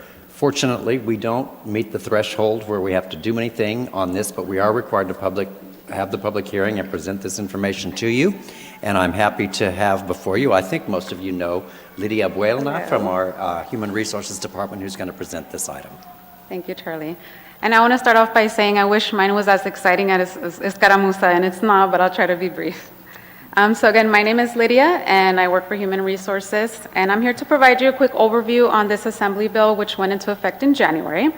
And this Assembly Bill is to provide transparency to agencies and to be able to show what our vacancies are and our recruitment and retention efforts. Okay. During my presentation, I'll be going over what the requirements are for this Assembly Bill, the vacancy status for our agency, and our recruitment and retention efforts. So what are our obligations? As a public agency, we are to present information on the status of vacancies, recruitment and retention efforts, and any necessary changes to policies, procedures, and recruitment activities that may lead to obstacles in the hiring process. The presentation must be done before the governing board at least once per fiscal year. And if the board will be adopting an annual or multi-year budget, which we are this year, the presentation shall be made prior to the adoption of the final budget. Additionally, if the vacancy rate is at least 20% in any bargaining unit, additional obligations apply. So I'll start by going over our current vacancies. As you can see on the table in front of you, I divided the vacancies by bargaining unit. So we'll start off with AFSCME. In AFSCME, we have 8 vacancies, and it includes building, code, engineering department, and PD. In POA, we have 3 police officer vacancies, and in non-rep, we have 7. And I want to point that anything that is grayed out are positions that will be eliminated in the new budget, so that will have an effect on the percentage of the vacancies that we have. And I also want to point out that these current vacancies are in different stages of the recruitment process. Some are already in the works, some will be reviewed during this budget to see if maybe another position will better align with the department and might be changed. But again, there are vacancies that are not just sitting there on hold. On my next chart, you'll see the vacancy rates for our current vacancies, with AFSCME at 11.9%, POA at 7.9%, and non-rep at 10%. And like I mentioned, after the removal of the positions that will be eliminated, the vacancy rates will change, bringing the total to 6.25, which is well under the 20% threshold. And here are some of the recruitment and retention efforts. So we'll start with the recruitment initiatives. We did streamline our application process. We've been able to simplify our hiring procedures and reduce processing times for candidates. One of the best examples we have is with our fire department. We've been able to bring a candidate in, do the practical exam, panel interview, and the chief's interview all in one day, lowering the processing time from weeks and months to just one day. Sometimes we've been able to even issue a conditional offer on the same day. Public service motivation messaging. Partnering with our communications department, we've been able to enhance communication about the rewards and impact of public service career. One of the popular ones being cracking the code and being able to showcase what our code compliance department does, which is helpful right now because we have these vacancies, so the community will be able to see what that job entails. We have enhanced marketing and outreach strategies. Those comply with strategic job postings across multiple platforms. We've increased our presence at regional career fairs, with our biggest ones being the Valley-wide Employment Expo at the casino, which Councilmember Lam has joined us at. And we've also have College of the Desert Career Fair, which we attend twice a year in the spring and in the fall. And then just recently, we also did the Trans Pride Festival, which was held in Palm Springs. We try to target our local community outreach programs, expand social media recruitment campaigns, and engagement with professional networks and associations. And this is all in assistance with all of the other departments. Depending on what vacancies we have, I like to partner with someone with PD or someone in fire to join me at these events and try to recruit more people. And then moving on to our retention strategies. We've been able to develop career development pathways, structured advancement opportunities in our police department, and career progression in fire department. I'd also like to highlight that this year in our fire department, we'll have an AO finally completing the whole process to be a firefighter paramedic, so that's very exciting. And we have professional development programs, which include expanded training opportunities and tuition support for continuing education. And currently we have a certificate program available to all of our employees, and this is free of charge. And once they complete 8 classes, they're able to receive a certificate, and we recognize them at our quarterly meeting. So that's nice for our employees. We have formal and informal programs to acknowledge exceptional service and performance. We have a competitive benefits package, which includes comprehensive health benefits, retirement planning, and work-life balance support. Flexible work arrangements, alternative scheduling options where operationally feasible, and policy modernization. So regular review and updates to our policies to better reflect best practices. Okay. I also would like to point out that we do have an employee committee, and we like to meet a few times a week, at least every few weeks.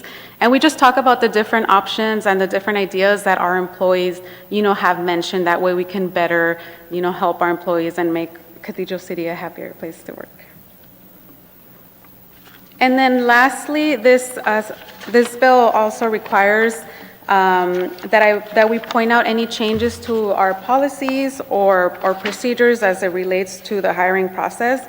At this time, no changes have been identified or implemented to address the hiring obstacles, and we will continue to take steps to monitor the vacancies and make any changes as needed. And that concludes my interview. Any questions? Any questions, Council? Good? Everybody good? Thank you so much for the presentation, and go hire a bunch of people. Thanks so much. Yep, I know. I was just trying to see if I'm opening it. So at this time, I'd like to open the public hearing. Are there any members of the public who wish to comment on this item? Mayor, I did not receive any request to speak forms. If you're a member of the public and you wish to comment on this item, please raise your hand. And I see none, Mayor. Thank you. Then I am closing the public hearing. Are there any comments now from council? Do we have a motion to approve staff's recommendation? Move approval. All in favor? We have a motion by Councilmember Gutierrez and a second by Mayor Pro Tem Gregory. Please vote. And motion carries. All ayes. Great. So item B is approving the fiscal year 25-26 Community Development Block Grant Annual Action Plan. May we have a staff report from the city manager, please? Thank you, Mayor, members of the council. You saw this in study session a few weeks ago, and we have complied with the required posting requirements and notification requirements for CDBG, and we're happy to have Elizabeth here to present this item to you. Medina. Thank you, Charlie. Good evening, Mayor, Mayor Pro Tem, members of the City Council. Tonight, I'll present the final draft of the Community Development Block Grant for the fiscal year 2025-2026 Annual Action Plan for your approval. So we introduced the Annual Action Plan last month, so I'll just quickly recap some background. The Annual Action Plan is a one-year plan of how the city will allocate our CDBG funds. The Annual Action Plan must be consistent with the 5-year consolidated plan objectives, and there's 3 categories for allocations: program administration, public services, and public improvements.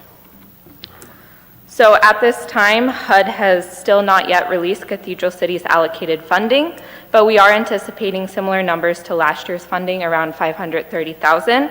And the latest update that we have received from HUD is that they're anticipating to award our allocation around mid-May, so we're getting close. The proposed allocation will include funding for program administration and public infrastructure, and like other years, staff are proposing to fund public services through the General Fund Community Assistance Grant Program. So this slide shows in detail the breakdown of the city's anticipated funding. We did take a look at this slide last month, so we'll just quickly go through. So as a reminder, the program administration is capped at 20%, and this covers the city administrative costs, TAMJAC, who's our on-call CDBG consultant, and the fair housing services. And the remainder of funds are proposed to be allocated for public improvements, and the proposed project is the continuation of the Whitewater Neighborhood Pavement Reconstruction Project, totaling $424,000. And it is worth noting that these numbers will be proportionally adjusted either up or down, depending on the final allocation that we receive from HUD.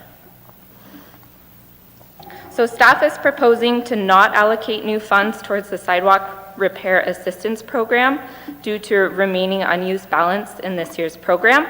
So at this point in fiscal year 2024, the city has received no applications from residents for sidewalk repair. Instead, staff will reallocate the unspent funds from this current fiscal year through an amendment in future agenda item to continue the sidewalk repair program into the next fiscal year. So the proposed fiscal year 2025 Whitewater area project would finish the pavement reconstruction of the Whitewater area between 33rd Avenue, Cathedral Canyon Drive, Dinah Shore, and the Shifting Sands Trail. So the roads shown in blue are to be completed in the current fiscal year. Construction is currently wrapping up, and those are using CDBG funding. Whispering Palms Trail, which is shown in green, is currently under design to add a Class 3 bike route, and construction's anticipated on Whispering Palms in the next fiscal year. And lastly, the roads shown in red are the roads proposed for pavement reconstruction using CDBG funds in the next fiscal year. I'm sorry, where's the bike path at? That's on Whispering Palms Trail, in the green. Right, thank you. So the proposed roadways are Ortega Road from Shifting Sands Trail to Cathedral Canyon Drive, and Navajo and Pueblo Trail from 33rd Avenue to Dinah Shore Drive. And the PCI average for these roadways is poor, with an average of about 42. So far, we've completed the first 3 steps of the annual action plan schedule. Tonight, we're on step 4, which is the second public hearing to recommend the approval of the annual action plan. And then the final step after tonight will be to submit the annual action plan to HUD, which will be due within 60 days after we receive the final allocation amounts from HUD. So this was a policy that HUD put in place for this year, and HUD will not accept the annual action plan until the final allocation amounts are provided in the plan. Notice for public comment period for the annual action plan was held from March 13th through April 15th after the annual action plan introduction that we held on March 12th. And notice of the public comment period was published in the Desert Sun, posted on the city website, the city hall, the library, and the senior center. We did receive one public comment at the very end of the public comment period, and therefore it was unable to be included in your staff report. It's included here in tonight's presentation for the record. And it was an inquiry from the Coachella Valley Rescue Mission who was wondering about applying for public service funding. Staff offered direction to the Cathedral City Community Grant Program, which can offer more funding opportunities for public service providers. Notice of tonight's public hearing was published in the Desert Sun and posted at City Hall, the library, and the senior center in both English and Spanish. And there is no fiscal impact from tonight's discussion. Future fiscal impact could include the reallocating of remaining funds from fiscal year 24-25 to the 25-26 program year through an amendment. An example of that would be the proposed future reallocation of current year funds for the sidewalk repair program rolled over into next year for the continuation of the sidewalk repair program. And once the allocation amount is awarded by HUD, staff will come back to council to present staff reports recommending fair housing service provider, the extension of TAMJAC's contract for CDBG administrative services, and then later in fiscal year 25-26, after construction bidding, staff will recommend a construction contract award for the Whitewater Neighborhood Street Rehabilitation Project.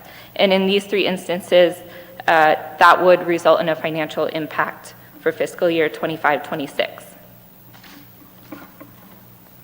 And the development of the CDBG annual action plan aligns with Goal B of the 5-year strategic plan. And as a recap, staff are recommending that City Council approve the fiscal year 25-26 annual action plan as presented for submittal to the U.S. Department of Housing and Urban Development, and authorize the city manager to execute the required certifications, funding agreements, and documents consistent with the fiscal year 25-26 annual action plan. And with that, I will turn it back to you, Mayor. Thank you so very much. Are there any questions from council? Questions? Nothing. Okay, at this time, I'll open the public hearing. Are there any members of the public who wish to comment on this item? Mayor, I did not receive any request to speak forms. If you're a member of the public and you wish to comment on this item, please raise your hand. And I see none, Mayor. Then I shall close the public hearing at this time. Are there any comments from council now? Oh, I just moved to approve for sure. I apologize, I didn't hear the mover. I move to approve. Okay. We have a motion by Councilmember Lamb and a second by Mayor Pro Tem Gregory, is that correct? Correct, although you put Nancy Ross. Oh, hold on one second. You sure did. Okay. Okay, please vote.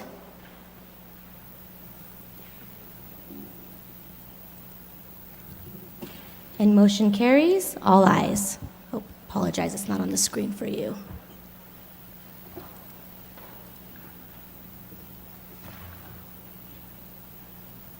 There we go. Next item is item C, adopt by resolution city user and regulatory fee schedule. May we have a staff report, city manager? Thank you, and I'll just go ahead and introduce the next two items, which are both adoptions of the updates to the fee schedules. Both require a public hearing and are adopted by resolution. You saw these both last meeting, and Kevin Biersack will summarize these for you prior to the public hearings. Go ahead, Kevin. Thank you, John. Good evening, Mayor, Mayor Pro Tem, City Council, City staff, interested participants. What we have before you, as the city manager said, are two. We will start with the city user and regulatory fee schedule and the update to that. From a background standpoint, the only thing new that's been added is at the bottom of this slide with respect to The draft CAP and UFS were presented to you 2 weeks ago. You provided feedback. We have received that feedback and we have updated and included reference. So basically, we're going to tie back to the changes tonight to educate you on where we stand with respect to those. Any questions, please ask as we go along. Otherwise, save till the end. The attachments in your agenda packet tied back to the user and regulatory fee study, which included the regional fee comparison with other jurisdictions, and we had a discussion about that 2 weeks ago. The cost of service analysis, including calculations and changes highlighted. Separate from that, the master schedule of user and regulatory fees. The final updates based on council and staff recommended changes, and we have a couple of slides in there to tie back to that as well. The resolution as a result of the public hearing and the DVBA letter of approval that was received last Wednesday, and James is here from the DVBA. And we appreciate his support on this one. James had 2 good back and forths with us and our vendor ClearSource, and he likes to go through it with a fine-tooth comb, and we appreciate that very much. It produces a better product. Key dates, just as a rehash, in anticipation of tonight's public hearing for the listening audience, the city clerk sent notices to these 5 organizations on April 1st. It was published in the Desert Sun for the first time on April 2nd and again on April 9th.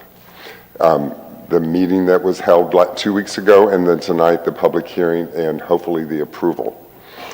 Based as a result, the 60-day ratification period gets us to late June, and we plan to implement at the beginning of the fiscal year, July 1st. So in yellow and red, yellow and green, and you would think I was colorblind, and I'm not. Green is council recommendations and changes. Yellow based on staff and DVBA review and trying to go through with it with a fine-tooth comb, because Cindy Hansen on our staff actually went through and did a comparison between both, and we even came up with little nits on making the document better if there were font issues and that kind of thing. So you have before you on the first slide, and they're not grouped in alphabetical order just so that we could make it fit on 2 slides, building, finance, and planning, and you see the items highlighted in green and also the items highlighted in yellow. A minor nit, but we felt it was important. The 3% technology fee that was listed in only building and engineering, we moved it up to the top to be a part of administration so that it covers the whole kit and caboodle and not just those 2 departments. Any questions on any of the yays or nays?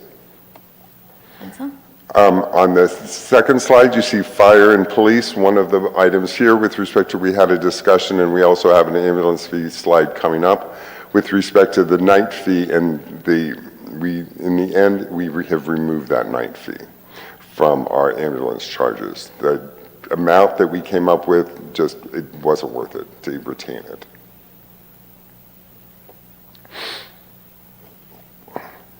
So let's talk about a couple of items that came up that were significant in wanting to highlight back. With the comparison, there was one of significant discussion 2 weeks ago, and that was the temporary power pole fee, which included 2 visits. And we were able to ratchet down on that with the assistance of the chief building official.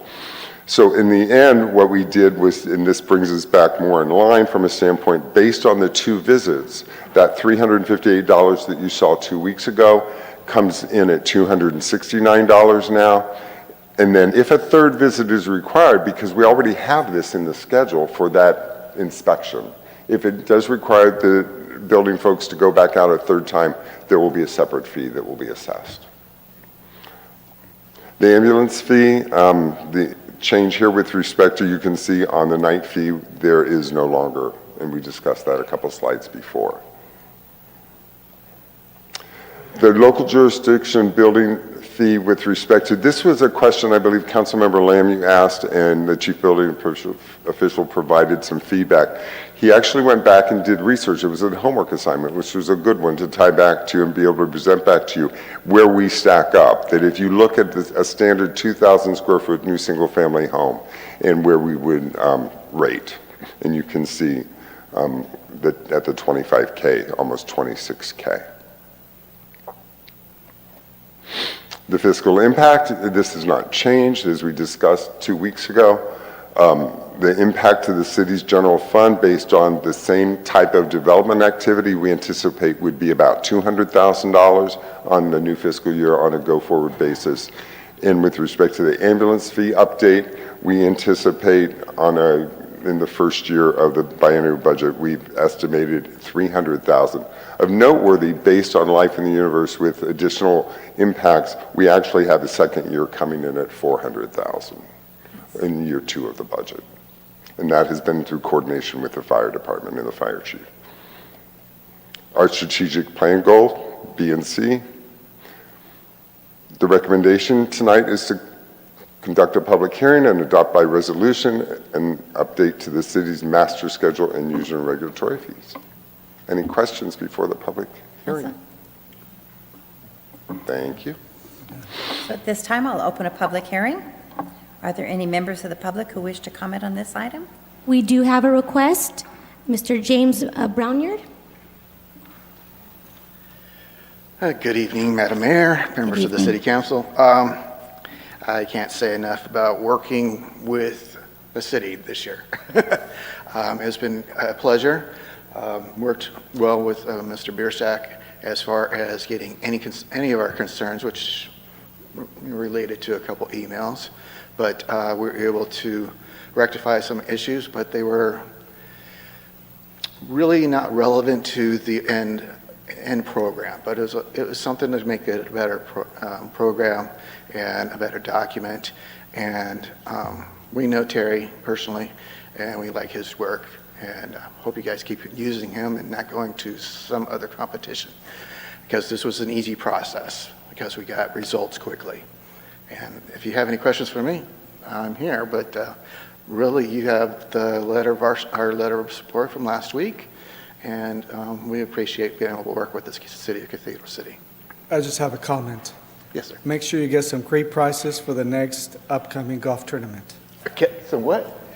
Great get some prices. great prices. Great prices, okay. Well, that's not my forte. My forte is getting into the numbers and going line by line through these fee studies.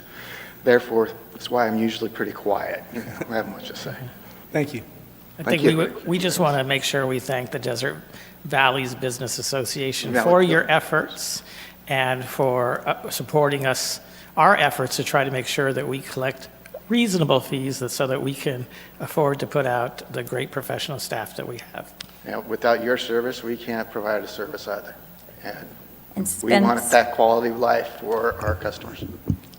And send our best wishes to Gretchen. Will do. I'm sure she's listening right now. City Clerk, is there anybody else who wishes to speak on this? Are there any other members of the public that wish to comment? I see none, Mayor. Thank you so much. So following the public comment, I will close the public hearing. And do we have a motion to approve staff's recommendations? Move approval. Okay, we're going to say Councilmember Gutierrez and Councilmember Lamb. I'm so sorry, I did not hear that. Who made the motion? First from Councilmember Gutierrez and second from Councilmember Lamb. Motion by Councilmember Gutierrez, a second by Councilmember Lamb. Please vote. And I didn't mean to leave you out. You were right in there too. And motion carries, all ayes. Thank you so much. And moving on to the second item, this is not as intense of a fee study update because this is our annual inflationary update. So what you have before you tonight is to adopt by resolution for the AB 1600, the Development Impact Fee Annual Update.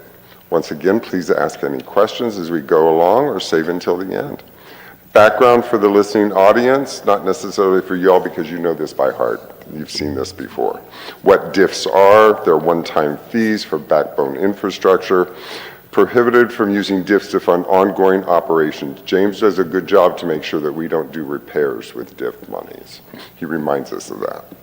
They are accounted for and set aside in a separate fund. And now with this study that was done 1.5 years ago, we actually have separate funds for all of our DIFs. Background, nothing here really changed, but at the end with respect to just pointing out that We did have the draft update and review with you 2 weeks ago on the 9th. We asked for feedback. There were no updates received, so as a result, tonight we are conducting the public hearing for the subsequent approval and implementation for July 1st, our new fiscal year. Key dates, these key dates are the same as the last presentation. One minor point, and that is with respect to the DVBA and the like, and you'll see subsequently, we also received a letter from them, but a week earlier. So, because that one was a quick one. Discussion, the 5 primary DIF fees that are in this schedule are for parks, transportation, general government, fire, and police facilities. The discussion ties back to as you know, they were adopted in 2023. As a result, what came out of that adoption when we had the fee study update, we can have an annual update. This one is a little bit different for the listening audience. This is not based on the Bureau of Labor Statistics Consumer Price Index. This is based on the Construction Cost Index for the 20-city average of the Engineering News Record, or known as the ENR. So in this example, this whopping 2.97% increase is comprised of 18 months. It is comprised of a year over year for 25 over 24, January to January, and then the previous 6 months tied to the second half of that first fiscal year. So it's an 18-month increase. The attachments, and my apologies, the resolution was not in your original packet, but the city clerk has since provided that to you. So the attachments tie back to the numbers on the 12 months, 25 over 24, the 6 months, 24 over 23, the 1.6 and the 1.35 respectively, to get us compounded to the 2.97, the resolution and the letter that I made reference to from the DVBA. That's what those look like year over year. The fiscal impact is the 2.97. And if you look at the same level of activity year over year, we would anticipate about a $60,000 increase in year one of the budget. That is spread across those 5 different funds, not 60,000 each, just in case there was that thought. Strategic plan goal.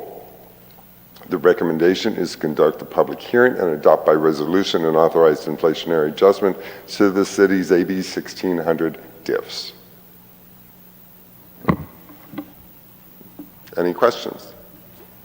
Can we just, I think you shared this earlier. This is an 18-month adjustment, but I think you shared the intent is once we now have this in the right place on the cycle. Year over is year. to do this every 12 months. Yes, sir.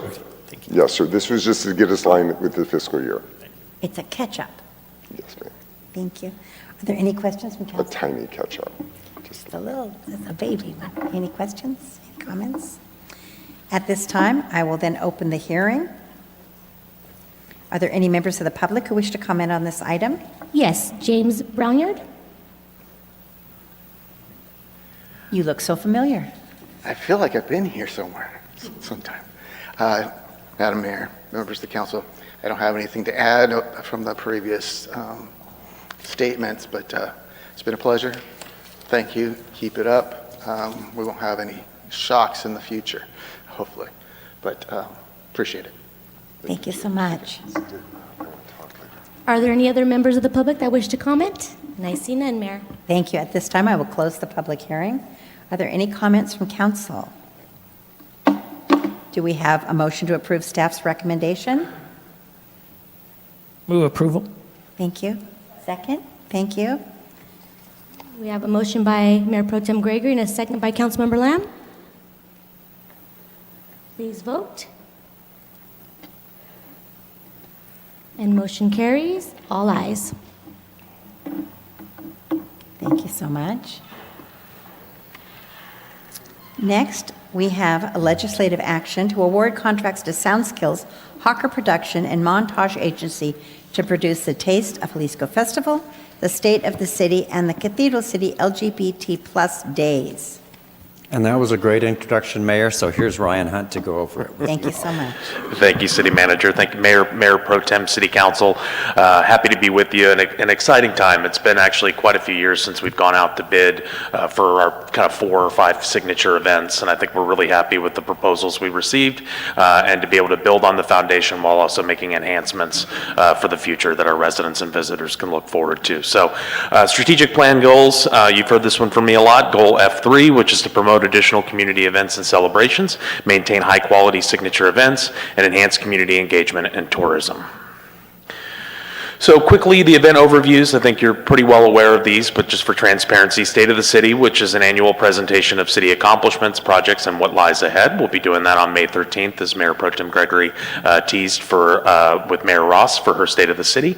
And that'll be at the Doubletree by Hilton Hotel. We have used that venue. It is one of the larger convention space venues that we have in Cathedral City, but we do want to provide a little bit of flexibility for a new event organizer. If we do brainstorm some new ideas for venues, we would have to negotiate an agreement with the Doubletree anyways. So, but it is currently, it resides at the Doubletree. So it seems the paperwork specifies, though, that it will be in Cathedral City, so that would be your intent? It would be our intent, absolutely. For the state of the city, I would say that's probably pretty important. I think so too. Yeah, absolutely. So it includes a networking reception, business expo, presentations, Q&A panel sessions with the mayor that we're excited about.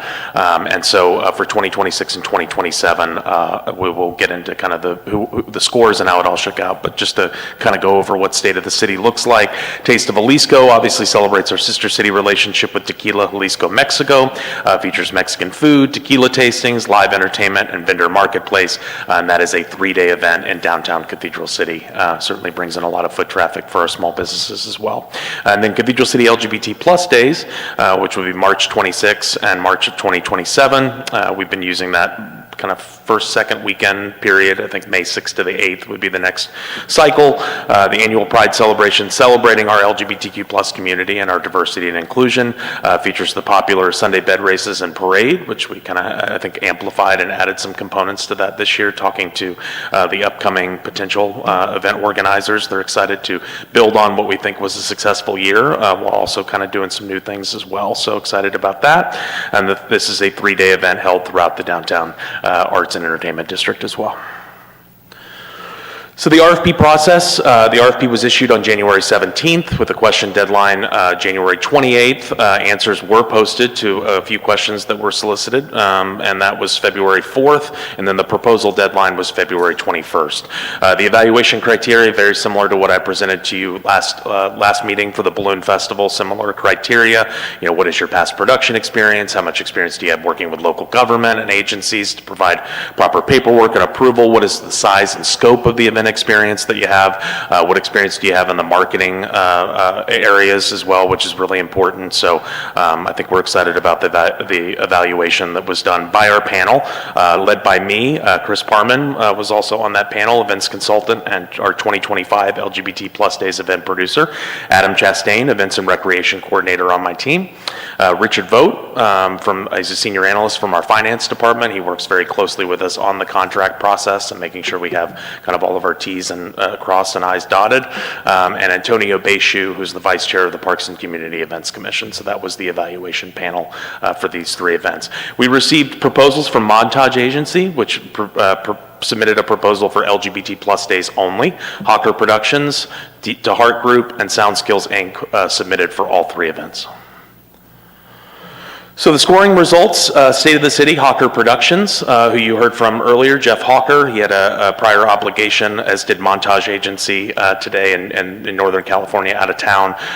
Jeff Hawker had the Palm Springs Gay Men's Chorus he was rehearsing for tonight, but he did greet you all as a council earlier this afternoon. The budgeted amount is all of these are within budget, I should say, what was in the proposed budget session that I had with you for communications and events. And so Taste of Jalisco, Sound Skills received the highest score. They've done a great job, I think, for the last several years organizing that event and elevating it. And LGBT Plus Days is Montage Agency, who's done some marketing and social media work. I think you've met both Michael and Ernie Westman, but they're also very plugged in with events and activations. Very, very integral in the LGBTQ plus community here throughout the Coachella Valley. So we're excited about some of the relationships that they're bringing to the table for this particular event. So contract terms for these 3 events, we did 2-year agreements for each event. The scope of services, I believe, is clearly defined, performance metrics as well. There are optional renewal provisions based on performance, but that's up to you all as a council. We need to come back for any modifications to that. The communications and events did successfully negotiate agreements within budget. Now, the state of the city, which has been in part of a service agreement with the Greater Coachella Valley Chamber of Commerce, that dollar amount that was used for that was just transferred over to communications and events for the next biennial budget. So no sharp or stark increase in cost there. $25,000 for the 2 years. Taste of Jalisco, $113,000, $118,000, and LGBT Plus Days, $85,000 and $90,000.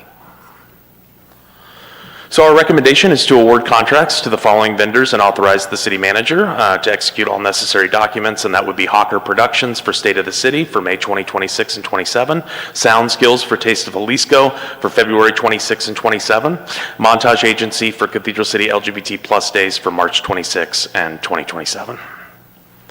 And with that, I'll answer any questions that you have. Council? I do. Just real quick. So thank you for the presentation, Yes. and always encouraged to see that we have some of our experienced blood in there, but some new blood too in some of these events. So I'm curious, especially for the state of the city, it usually is a ticketed event for a lunch. Is there been any discussion or a goal to keep it in a similar range to what it's been before? Yeah, absolutely. And I think without it being, without its service being a fundraiser component for the Greater Coachella Valley Chamber of Commerce, that we will have more flexibility to not only bring in more money potentially to the general fund with sponsorships, which Jeff, I think, did a good job outlining. I think we have the potential to lower the cost and make it more. That's good. It's important for all of them that we have, and I know through some of it there was some discussion and some terms for some free events especially for Cathedral City people, which is great for all of them, but especially because one could argue the state of the city is a quasi-governmental event, that it would be important to keep it reasonably priced. Absolutely. I think your advice there is perfect, Mayor Pro Tem. We'll take that guidance. Thank you so much. Thank you. Councilmember Gutierrez? Thank you, Mayor. Thank you for your presentation. Thank you, Councilmember. Comment, 2 things on Taste of Jalisco. I hope the promoter will consider for the main entertainment the cost of entrance, and also whoever pays to enter and pay for the entertainment to also be allowed to participate and dance in front of the stage, not to be excluded from it. That's one thing that I heard from residents. And of course, the price was a great entertainment, just the price, I think the cost was a little too expensive. And if we can adjust it, I'm sure the difference can be made elsewhere, meaning adult beverages. And thank you, Councilmember. And also the other one is, I truly believe that Taste of Jalisco and the entire, you can say the entire country of Mexico develops, and the culture is around horses as well, especially the state of Jalisco. So I think we have to somehow incorporate horses. We did it one time, and the results was incredible. All the people that were just admiring the horses, taking pictures, it was incredible to see people how much they love horses. And all we have to do is, I'm sure we can get them for nothing, or maybe just a donation for transportation, and that's it. But I really hope that we can include that in this upcoming TISA Jalisco. The horse feedback is great, Councilmember. I think you've brought that up before as a success, and we would love to be able to figure out a way to work that in. I don't think the cost would be too extreme on that, so we can certainly research. And Steve Clayton, who is in attendance, had already made commentary to me, I think, at the festival weekend about Lucha Libre, maybe some price structure changes that could have been made, a little bit cheaper value deal. So I think that's certainly top of mind as we kind of look into what this would look like in the past. I don't know if Steve had anything he wanted to add to that, but. And before you start, Steve, those little girls were pretty alluring. We did connect them with Steve, for sure, yes. Thank you. I love coming up in here and speaking to you guys. So thank you for having me. To your points, first about the horses. As a horse owner myself, I certainly love horses. I connected with them last year, and the areas that we had available to them did not suit. They have shoed horses, and those shoed horses have to have flat, soft surfaces. So we could not come to an agreement on a safe place for that show. We tried, so it was not without trying to get them involved, because I agree with you. I love horses. I think that was a huge draw. I think kids will love to come up to them. I think it would be also a good fundraiser or outreach for their program as well. And so we're trying to make that work. Out in the hallway, we just discussed potentially that corner. It's a little slope, so I wanted to see if it's going to work for them, but that grass area in the park. And again, as long as the city was okay with equestrian animals tearing up their grass in their park. So safety is priority for the animals. To your second point about entertainment, we've consistently tried to raise the bar on named and quality entertainment, and it comes at a price, right? With the budget and trying to maneuver those things, and having the Lucha Libre and those elements. Certainly, we want to try to make it up somewhere. It's not as much of a drinking crowd as one might think, right? We're also not trying to get people plastered and drive home. We do the tequila tasting. Complimentary. So we're going to try to rework some things and figure it out and adjust some pricing models to maybe be more cohesive and bring in more people. But what was your question about dancing? I didn't understand. Yeah, there was a resident that paid for the entrance fee, and she wanted to go up and dance in front of the band where there is concrete, and she was not allowed unless she had a bracelet as a VIP entrance.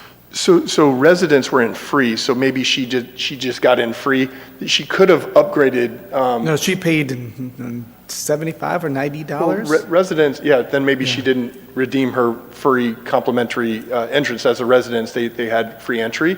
But that, again, in order to properly pay for those two entertainment that were provided at Taste of Jalisco last year, ran about $50,000.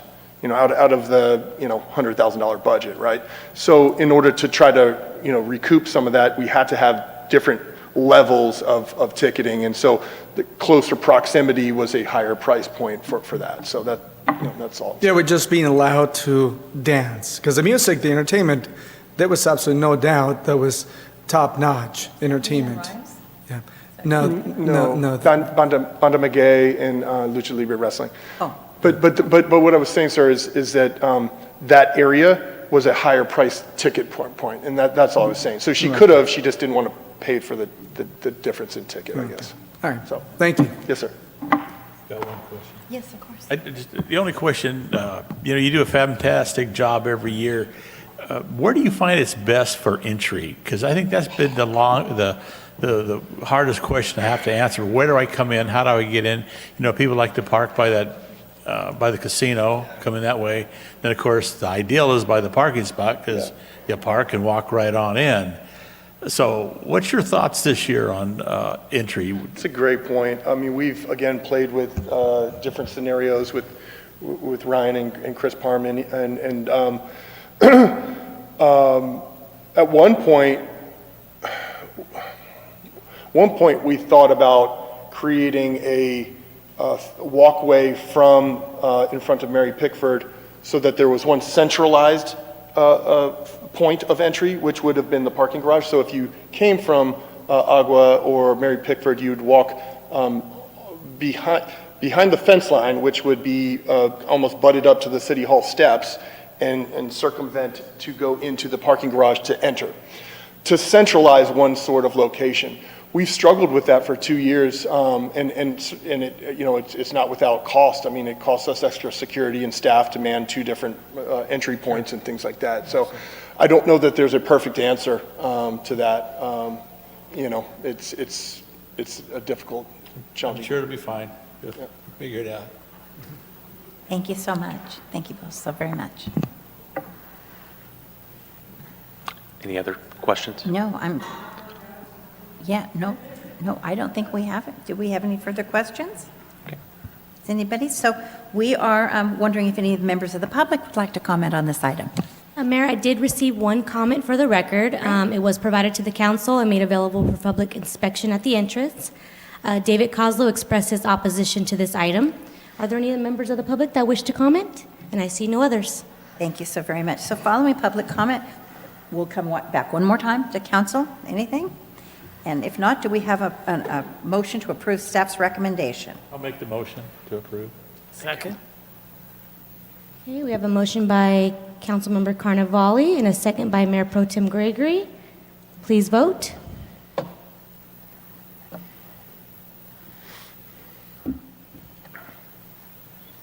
Councilmember Lamb?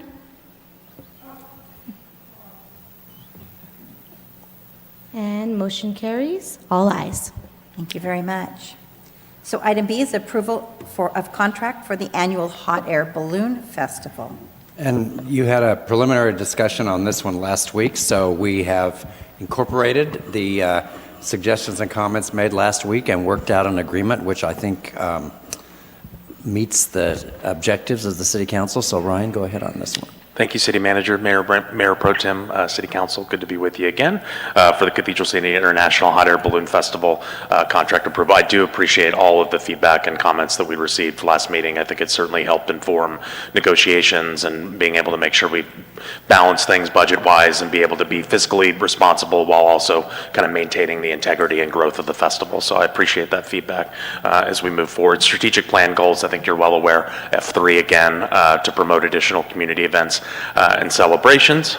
I won't go over this too much at length, but you do remember, I think, the RFP process. The proposal deadline was March 7th. The evaluation criteria was very similar.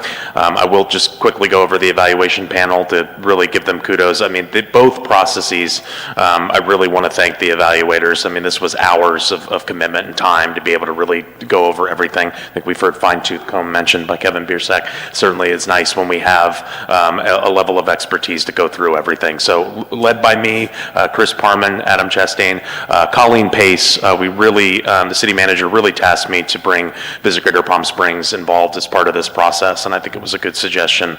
We received tremendous feedback from Colleen. Aaron Highland, our Parks and Community Events Commission Chair, and we received proposals. We were really happy to have 4 proposals: Sound Skills, Revel Republic, Fantasy Balloon Flights, and JJLA.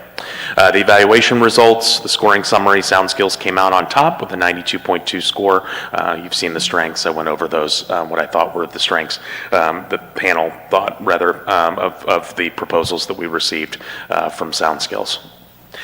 So the contract overview, this is an event services agreement between the City of Cathedral City and Sound Skills.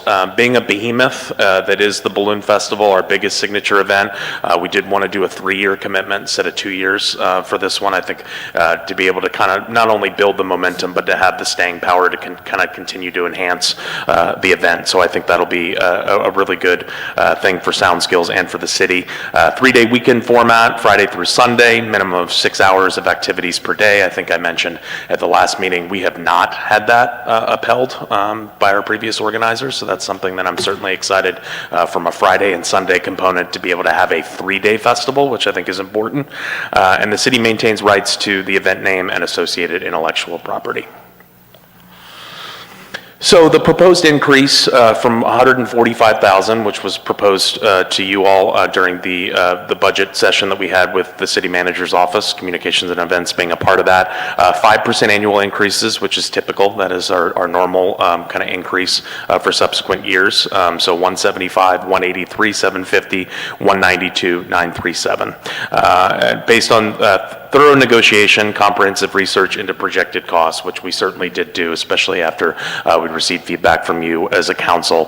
I do propose to transfer $11,000 from the Taste and Sounds budget. I've got a slide to explain this in greater detail. It is a little bit confusing if you just read it on the page. $19,000 from my communications and events professional services budget. We are not anticipating due to the hiring of Adam Chastain becoming more comfortable on the communications and events team, we are not anticipating as much outsourced consultant work that was utilized for that particular budget source. So I'm very comfortable that we'll have a lot more room to be able to transfer that from the communications professional services budget.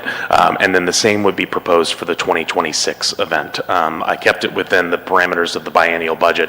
The 2027 event obviously would be the next biennial budget cycle, but we do still have the 3-year agreement in place for that.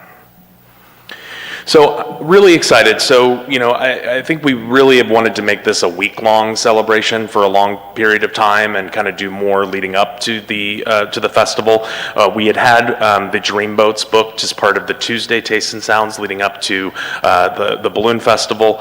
We did approach them and have some dialogue about moving them to the headliner slot for Friday night. They were already booked. They kind of double booked there. And so we were happy to keep them at the Tuesday night. We know what the Dream Boats can deliver, and I think that'll be a really nice lift Tuesday night. It's all preliminary until we get the paperwork in, but had a really great meeting with Agua Caliente Casinos, who's been our presenting sponsor, about some additions and things they can do to help enhance this festival as well. And I think, talking a little bit about a Thursday kind of media night preview at the Terraza, maybe some balloons on property would be really nice. So I think we need to keep that momentum going. It's become such a big festival. And some of the concerns about, did you let us down after, the 10th year going all in with Leanne Rimes? I think we're going to put that to bed pretty easily with what we're able to offer. So the Dream Boats, and then a cover band that I've been privileged to see, not just here in Cathedral City, because they were part of I think a Desert Brew Fest event. I think Charlie saw them as well. Queen Nation is one of the best tribute bands in the country for Queen. Seems to fit the demographic perfectly. So we have reached an agreement with Queen Nation and Radio Ready to be part of like a double act performance that can be there Friday night in the amphitheater. I've talked to Steve and Sound Skills about maybe doing a mini glow for Friday night this year to give more opportunities for the public to be able to witness that spectacle, which it is. Always makes me a little nervous when we've got one shot at it on Saturday night. So obviously the Saturday night lift is heavier. It will be a bigger event, but I think having still some kind of teaser or taste. The feedback we've received is, where are the balloons on Friday? I see them Saturday and Sunday at the launches, but so trying to get more balloon in the Balloon Festival, that seems to make sense, right? So we hope to do that. And so with that restructuring, to kind of explain how we're going to do that. So the Friday, November 21st would be moving the Taste and Sounds, which was scheduled. We had the calendar based on reseating in the amphitheater and overseating the grass.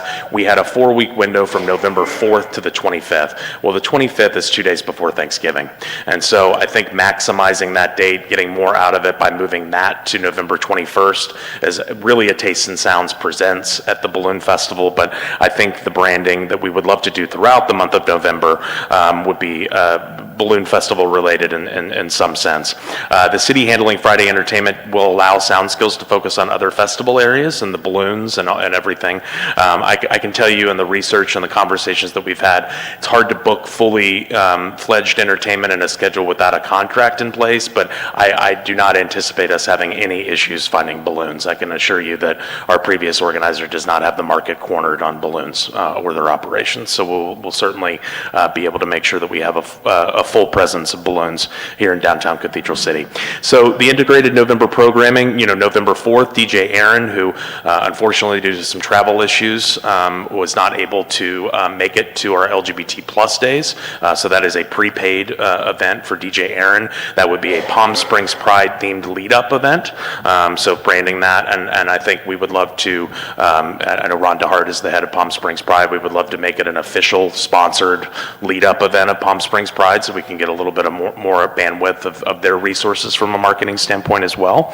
A Veterans Day cookout with Cathedral City High School Jazz Band. We're in negotiations and more dialogue than negotiations because it's a donation from the city, but that is certainly something from a cost standpoint that is modest. We're talking a couple $100, so that will be, I think, a really good. We would honestly, Councilmember Carnevale, we would love to have your hot dogs back and do an all-Americana cookout day for Taste and Sounds with all the military songs being played, Army song, Navy song, Coast Guard, Marines, etc.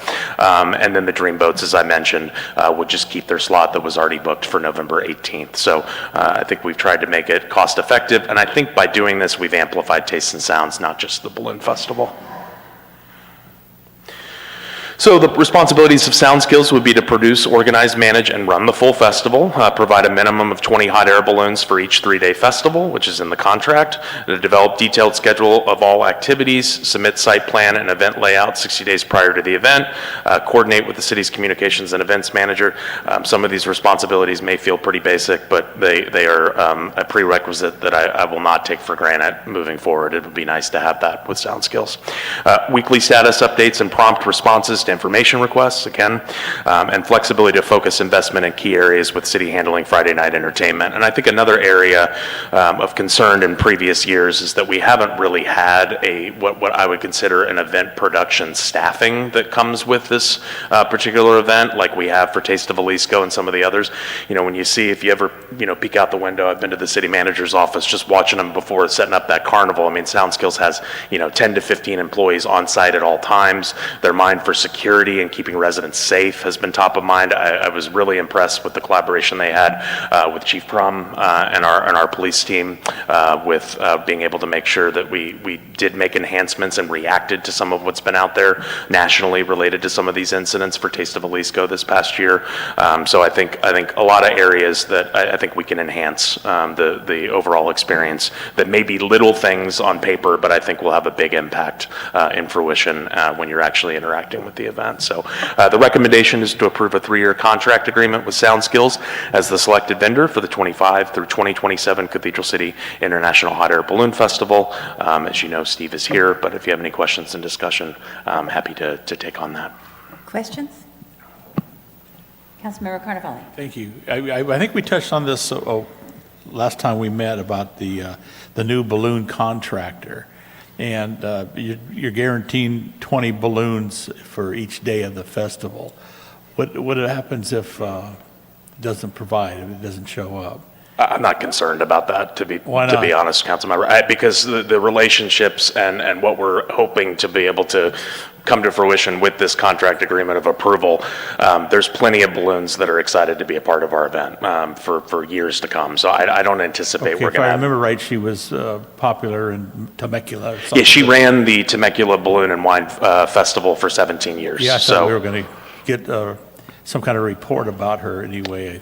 Maybe I misunderstood last time we talked. Carol Pope Joy Davis has been in conversations with Steve. We can't pull the trigger on anything financial until he has a contract in place, but we plan to do that. I think as soon as this is approved, she'll be coming on board as a consultant, and she grew that festival to 70,000 attendees. So talking to her, getting feedback, I feel like we're getting an upgrade there, quite frankly. I'm with you, bro. Thank you, Councilmember. I appreciate it. Thank you, Councilmember Gutierrez. Hello, Ryan. Hey, Just Councilmember. one quick question. Sure. What's the average, how many balloons that we had in the past years? It's really varied. In the early iterations, I think we're talking about 10 to 15. And I think, I think last year we were at 24. Doing the math, I think I told you 30. We were a little bit less than that after doing my research. Last year it's fluctuated. We are hoping to re-engage conversations with Visit Greater Palm Springs. Thanks to your support as a council, you did approve for 2, I think, 2 or 3 years, a matching grant for the Visit Greater Palm Springs GPS Tourism Grant that allowed us to get a little bit more of a boost from a special shapes component. We were able to do that to a little bit of a lesser degree last year. I don't think they were quite as prominent due to some of the cost restraints, but I'm optimistic with the partnerships with Agua Caliente Casinos, with Visit Greater Palm Springs, that there are opportunities to be able to enhance that component even further. Thank you. Thank you. So Ron, I have a question about the Westin. Yeah. So it seems like those were really fun days, morning events when they'd launch and they'd have the chase and things like that. The evening on Friday night, not so much. It was, I mean, I went every year. It was pretty low attendance. What are we planning on doing going forward with that? So to take the feedback from the council, we do plan to have discussions with some of our local hotels too. You know, we don't currently have an agreement. You know, that obviously expired with the last agreement that we had for the Balloon Festival. There is a new general manager at the Westin, so we're planning on meeting with their group in the coming weeks, hopefully next week. Working on getting a meeting scheduled there. But I believe Councilmember Gutierrez wanted us to at least talk to the DoubleTree, see what's, you know, reasonable or feasible there too. So I think having a clean slate allows us to kind of figure out some of those components. The Jazz Grooves was really, as I mentioned in the last meeting, was really kind of a tacked on event component that was something that really was benefiting Fantasy Balloon Flights through their relationship. And the Jazz Grooves sells out every week. And so what they did is they took the week that was the calendar leading up to the Balloon Festival and started to do a glow. I think it's been a nice event. It certainly created, you know, kind of the spectacle. It's not as big as what we see in downtown Cathedral City, but I'm balancing that and receiving some feedback too from Mayor Pro Tem, you know, and I'd be open to hearing your discussion about this, but you know, there's been a concern that I've heard about counter-programming too much of the activities on Friday night in downtown Cathedral City. The advantage of being able to continue to have Rancho Mirage components is we did engage them last year as a $10,000 sponsor for the Balloon Festival, so if it comes to fruition, great. I think the Westin certainly has the largest amount of rooms to be able to achieve this. You know, sometimes when you have a smaller occupancy, you know, and you're going to sell out that weekend anyways, it's a little bit harder to justify discounted rooms based on the volume. So I think the Westin certainly has that advantage. They also have FAA certified launch sites, which is really important. Agua Caliente Casinos obviously does as well. So I wish I had something a little bit more definitive. I think once we get past this phase of hopefully having the approved contract, we can really hit the ground running. We got a lot of work to do, and I'm excited to do it. I only found objection in the evening. It just wasn't a very high attendance. The balloons were great, the glow were great. That's great feedback for me. Maybe there were 20 or 25 of us there last year. It just wasn't that That's well good. attended. That's really good It was also feedback. really cold, as I recall. I mean, it really was cold, but that night, I don't know if that's a fluke or not. Okay. We have re-engaged the drone operator that has continued to do really fantastic drone shows. So they're interested in coming back for the Cathedral City. They asked if they could go ahead and put the dates. I said, yeah, go ahead and save the dates, and I'll follow up with confirmation once we have something approved. So, Thank you. Thank you. Do we have anybody from the public who'd wish to comment, please? Mayor, the following comment was received for the record, provided to the council, and made available for public inspection at the entrance. David Kozlow expressed his opposition to this item. Are there any other members of the public that wish to comment? And I see none, Mayor. Following back, is there anybody with council who would like to add something to wrap this up? No? Do we have a motion to approve the staff recommendation? Move approval? Second? Thank you. Thank you. Okay, we have a motion by Mayor Pro Tem Gregory, and was that a second by Mayor Ross? No. Or second by Councilmember Lamb? I think I just agreed that she said it, and I said yes. Please vote. And I vote that we take a 5-minute break. And motion carries all ayes. Okay, 5-minute break it is. Andrew, so sorry. It's okay. You almost got there, almost.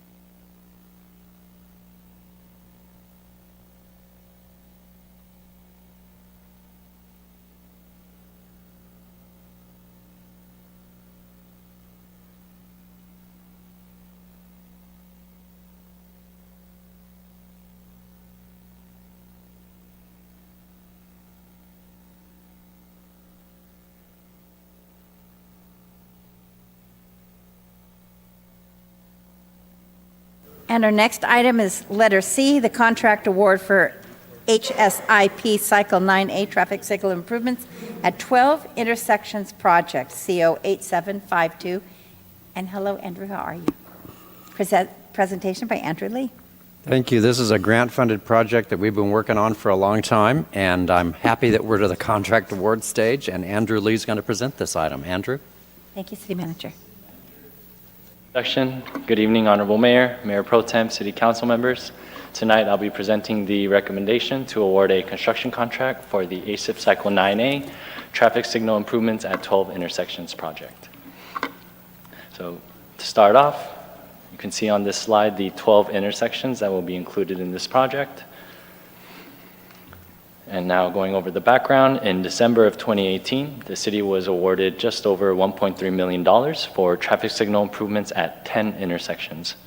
In June 2020, the preliminary engineering design phase started with the approval of an agreement with Advantech Consulting Engineers. In February 2022, City Council approved Amendment Number 1 for 2 additional intersections due to the overlap with the Coachella Valley Association of Governments, or CVAG's CV Sync project. And in January of 2024, City Council approved Amendment Number 2 for bidding assistance and construction support with Advantech. In March of 2024, City Council approved an agreement with ZNK Consultants for construction engineering. And in July 2024, city staff advertised the first invitation to bid. The bids received were significantly higher than the construction estimate that we estimated in 2018.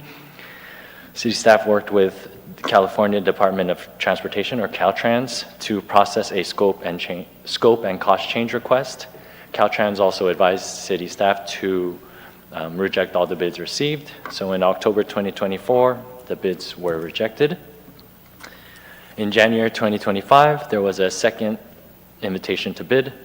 There was an error in the bid opening process. City staff consulted with the city attorney, with Caltrans, and our consultants, who all advised us to reject the bids and re-advertise the project. And so in February 2025, the bids were rejected. So now we'll go over the project. And one more time, the project location shown on this slide shows each of the 12 intersections that will be improved. Going over the safety improvements, first one is the pedestrian countdown head. This shown on the left there, the pedestrian countdown head will signal the pedestrians to either walk or wait to walk. And if it does signal to walk, it'll also alert the pedestrian how much time they have to cross the street. The second improvement is the protected and permissive left turn phasing. This improvement will give vehicles a specific phase to make a left turn for the protected left turn phase, and a protective permissive left turn phase gives the driver a designated left turn phase, and when the signal is green, the left turns can make the left turn after they yield to traffic, to oncoming traffic. Quick question. Yes. On that countdown, is that visual only, or is there a sound as well? It is mainly visual. We would have to look at the controller that's in there to see if they could do the voice activation for the countdown. Okay. Or the beep beep countdown. Yeah, but it will have the countdown as a standard. We'll see if the controller can handle the. Okay. Yes, they should. Sorry, They should have the audible. So yes, they will. And then the last safety improvement is the advanced dilemma zone detection. There's a camera on the traffic signal that can detect whether the system needs to either extend the yellow on the traffic signal to allow a driver to get through the intersection, or hold the red phase in all directions to clear the intersection. So city staff advertised the plans and specs from March 2nd to March 25th in the Desert Sun, Cathedral City website, and Planet Printworks. The bid opening was held here at City Hall on March 25th. City staff received 7 bids. One was disqualified for having a non-responsive bid, and Elecnor Belco Electric was determined to be the lowest responsive and responsible bidder. So to go over the bid protest, following the bid opening, Elecnor Belco submitted a bid protest challenging the bid submitted by Unix, who was the apparent low bidder at the time. City staff, Caltrans, and ZNK conducted a thorough review of the bid protest, and Unix was given the opportunity to refute the claims outlined by Belco, but was not able to. So therefore, the bid submitted by Unix was determined to be non-responsive, and the bid submitted by Belco was determined to be the lowest responsive and responsible bid. The total construction budget includes Belco's bid proposal, as well as a 23% contingency, bringing the total construction budget to $1,051,400, and this encompasses the entirety of the HSIP funds. Shown on this slide again, you can see the project and the contingency are all funded with HSIP funds. This agenda item aligns with our 5-year strategic plan through Goal B, community investments. And staff recommends for the City Council to award a construction contract to Elecno Belco Electric in the amount of $850,888 for the construction of HSIP Cycle 9A, and approve a 23% contingency, making the total encumbrance $1,051,400, and authorize the city manager to execute the contract documents, and authorize the city manager or city engineer to request bonds and insurance for the project and issue the notice to proceed. And with that, I'll hand it back to you, Mayor. Thank you so much. Do we have questions? I do. Councilmember Gutierrez? Thank you for your presentation. My question is, do you know how many traffic signals do we have in our city total? Yes, about 49. 40. That includes the pedestrian crossings as well. 49? Yes. Okay. And are any of these signals going to be synchronized with any other signals that we have in Ramon or Highway 11? Yes, so the overlap, some of the signals are already synchronized through phase 1 of the CV Sync project. I believe the next quarters will capture some of the other signals included in this project. So currently, what do we have synchronized? Is Ramon Road synchronized, Highway 11, Daypalm? I know Ramon Road is synchronized. All 3, yes. Okay, all 3? Okay. Well, thank you. Yep. Mayor Pro Tem. So just a comment. Thank you so much for presenting this. So when the city received this award, a couple of us were just freshly on council, and Greg Pettis was actually still on this council, the transportation representative. I know most of this, the 99% of this was done by staff, but I'm sure he helped give a good word for it. So just want to point out for council, we're actually awarding construction of something that Greg Pettis touched before he passed. Thank you very much. Councilmember Cardillo, did you have something? No. And Councilmember? Okay, perfect then. Are there any members of the public? Mayor Ross, I did receive a comment for the record. It was provided to council and made available for public inspection at the entrance. David Kozlo expressed his opposition to this item. To a grant. Thanks so much. Do we have a motion to approve staff recommendations? Move approval. Second? Thank you. So that's Mayor Pro Tem Gregory and Councilmember Gutierrez. We have a motion by Mayor Pro Tem Gregory and a second by Councilmember Gutierrez. Please vote.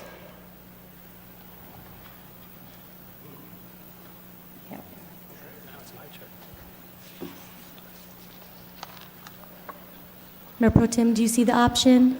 Is it waiting? Okay. And He had motion. the word, he just didn't have the circle. And motion carries, all ayes. Next is item D, the 2025 SB 821 Bicycle and Pedestrian Facilities Program Funding Application. May we have a staff report, please? This is the other end of the grant process where we're seeking authorization to submit a grant. So our city engineer, Armando Baldisone, will present this item. Thank you, City Manager. Good evening, Mayor, Mayor Pro Tem, Council members. This is a presentation for Senate Bill 821 Bicycle and Pedestrian Facilities Program Biennial Call for Projects. Just to recap in the background on SB 821, SB 821 was related to the Transportation Development Act and funded through the local transportation fund with a quarter% of state sales tax. The program is administered by Riverside County Transportation Commission, and the call for projects is related every 2 years, and eligible projects are bike lanes, sidewalks, curb ramps for under the American with Disability Act, and also development of active transportation plans. Regarding to this call for projects, the 25-26, it was released on February 3 of this year with the deadline on April 24. The program capacity was 7.3 millions, and with a maximum funding request per application of $728,000. The maximum funding was limited to 2 applications per jurisdiction, or $1.4 million. And another condition was that the project need to be completed 36 months after the award, or that will start after July 1st of this year. The city has been successful in this program since 2019. Here is a list of projects that we completed, and the last 2 that were awarded in 2023 are under design, and they're going to be under construction in the next fiscal year. The proposed project is Avenida Maravilla, Class 3 bike route. This project is identified in the Cathedral City Active Transportation Plan that was funded by SCAC, and is also identified in Cathedral City 2021 General Plan. It's a Class 3 bike route that provide route designation with signs, pavement markings, and also share the street between vehicles and bicycles. The project limits is a 2.5 miles project. It's going from the north end of Avenida Maravilla to Ramon Road, and it will include a center line, share roadway between bicycles and vehicles, bicycle markings, solar speed radars, 17 curb ramps, and also a concrete path access to a park. The application was prepared by Albert Webb and Associate, which is our city contracted on-call traffic engineer. The scope of work was the initial evaluation of the project, analyzing the data, and providing the cost estimate, and submit the application to Riverside County Transportation Commission. The estimated project cost is in the order of $763,000. And the local match will be for Avenida Maravilla will be $381,500, 50% of the estimated cost. The funded proposed is to be, this project is proposed to be funded with traffic safety funds. The fiscal impact during this fiscal year 24-25, the expenditures that we have are $8,407 for Albert Webb to prepare the application, and if the project is awarded, we're going to come back to council to sign the agreements with Riverside County Transportation for them to allocate the funding, and then we will come back for design and construction contracts that need to be approved by council. So this project aligns with our 5-year strategic plan. Goal is safety, action is 7, identify improvements, pursue grant funding to improve safety and connectivity through the city. So the staff recommendation is to authorize to submit the 2025 SB 821 bicycle and pedestrian facilities, funding 1 project, 1 bike lane improvement project, and authorize the city engineer to sign the application letter for funding the program. That's all in my place, so back to you, Mayor. Council members, Mayor Pro Tem? Thank you for your presentation. I have a quick question.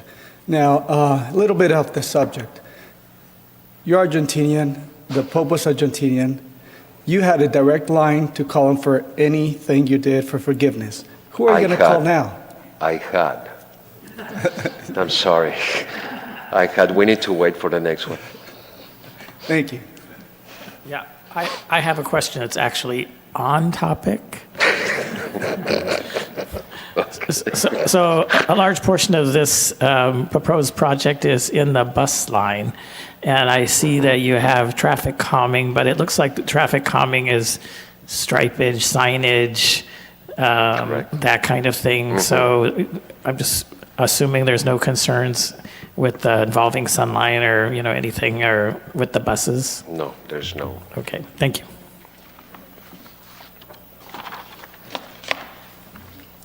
Okay. Oh, no, I'm sorry. Councilmember Lamb, did you have a question? Okay, we're good to go. Thank you so very much. Thank you. Are there any members of the public who'd like to comment on this? The following comment was received for the record, provided to the council, and made available for public inspection at the entrance. David Kozlo expressed his opposition to this item. Thank you so much. Do we have a motion to approve? Move approval? First and second. We have a motion by Councilmember Gutierrez and a second by Mayor Pro Tem Gregory. Please vote. And motion carries. All ayes. Our last letter, the 2025 Fire Hazard Severity Zone Update. May we have a staff report, please, Mr. City Manager? Thank you, Mayor. Chief Contreras will present this item. This is the state mandated fire severity maps, which have been updated. It's actually, I think, good news for Cathedral City and that we don't have any areas in the high fire zones, but I'll let Chief go over this, and then this will come back to you for actual adoption at a future meeting. Honorable Mayor, Council, thank you for the time tonight. What this is, as the city manager said, the short of this is implemented by the state that we have no say-so in, and we are mandated to adopt it. I'll go through the specifics, but yeah, this has been in the works for many years, and you may have heard or gotten feedback from people that are concerned about their insurance rates, and how this is actually different than how they come up with insurance rates. So the recommendation tonight is to receive and file this report on the updated 2025 fire hazard severity zones issued by the State Fire Marshal's Office. And again, is when we do adopt it, it is mandated. The state, you can be more stringent, but you can't be less stringent. The background, the State Fire Marshal classifies areas throughout the states into three main categories: moderate, high, and very high. What we've seen over with our fire seasons is we've seen the move into very high, a lot more areas throughout the state. It's based on fuels, terrain, weather, and fire history. One of the things, when we talk about fire history, they talk about fuel. So do you have heavy fuels? Is your house in the middle of a forest area? That would be one area. The other would be terrain. If your house is at the top of a very steep hill and fire runs up the hill, that's going to be another one. The weather, that's one thing that we do. It gets very hot here, and we have significant winds here. One of the reasons that we don't have any of the very highs is the vegetation. We don't have much to actually burn here in Cathedral City. The final maps were adopted, will be adopted by June 1, 2025. The state or Senate bill requires the adoption of all three fire hazard severity zones. So depending on what your zone you're in, it's saying that you have to do it. The LRA is the state, even though they don't have jurisdiction over our city, they still dictate for the local area. Cathedral City, as the city manager said, has no high or very high zones. There was actually a corner that we bordered with Palm Springs that was high, and that actually got downgraded. So we don't have anything that is in those two highest areas.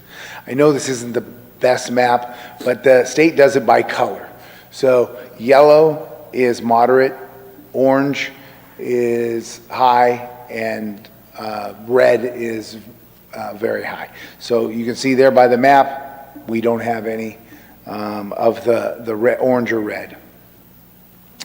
One of the things that they're trying to do, and this is a big thing that's going on in the fire service, is behavioral modeling.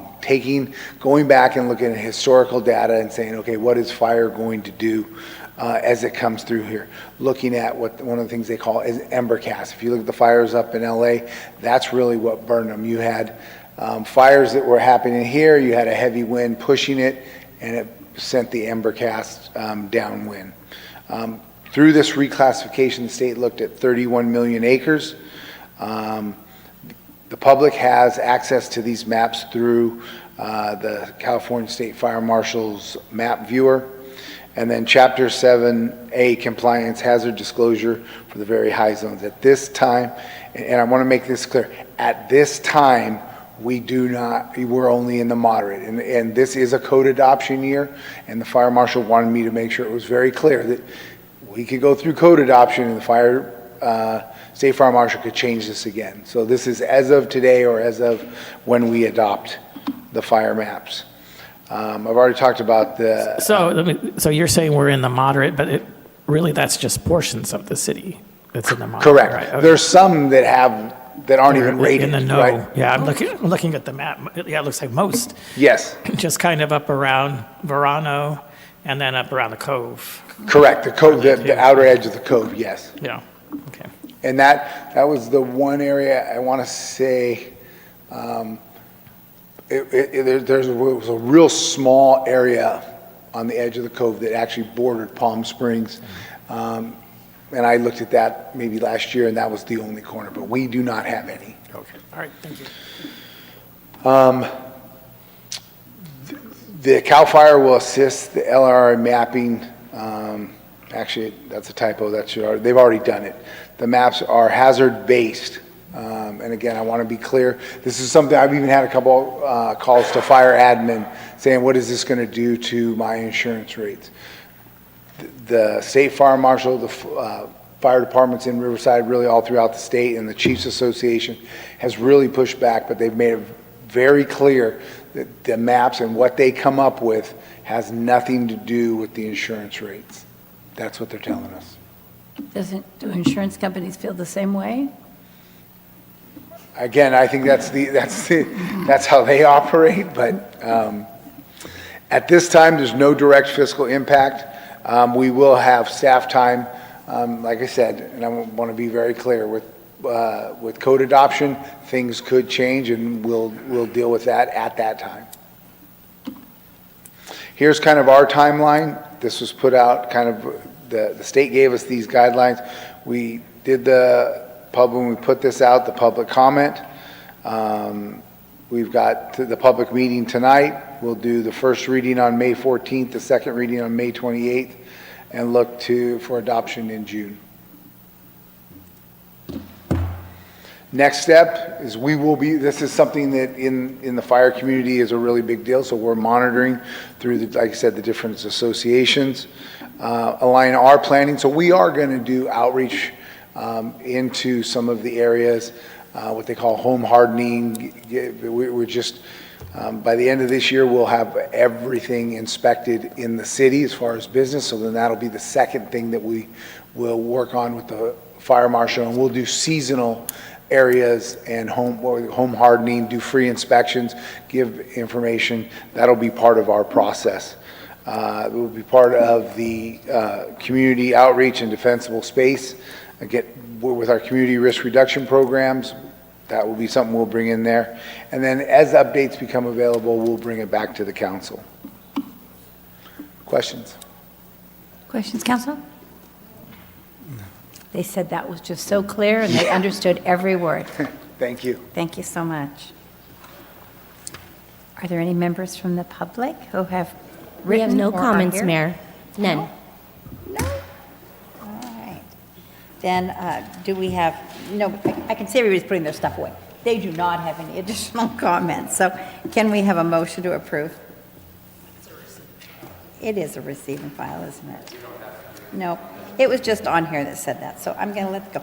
We just have discussion of future agenda items? Anything? We're good? Guess what that means? We have no closed session items.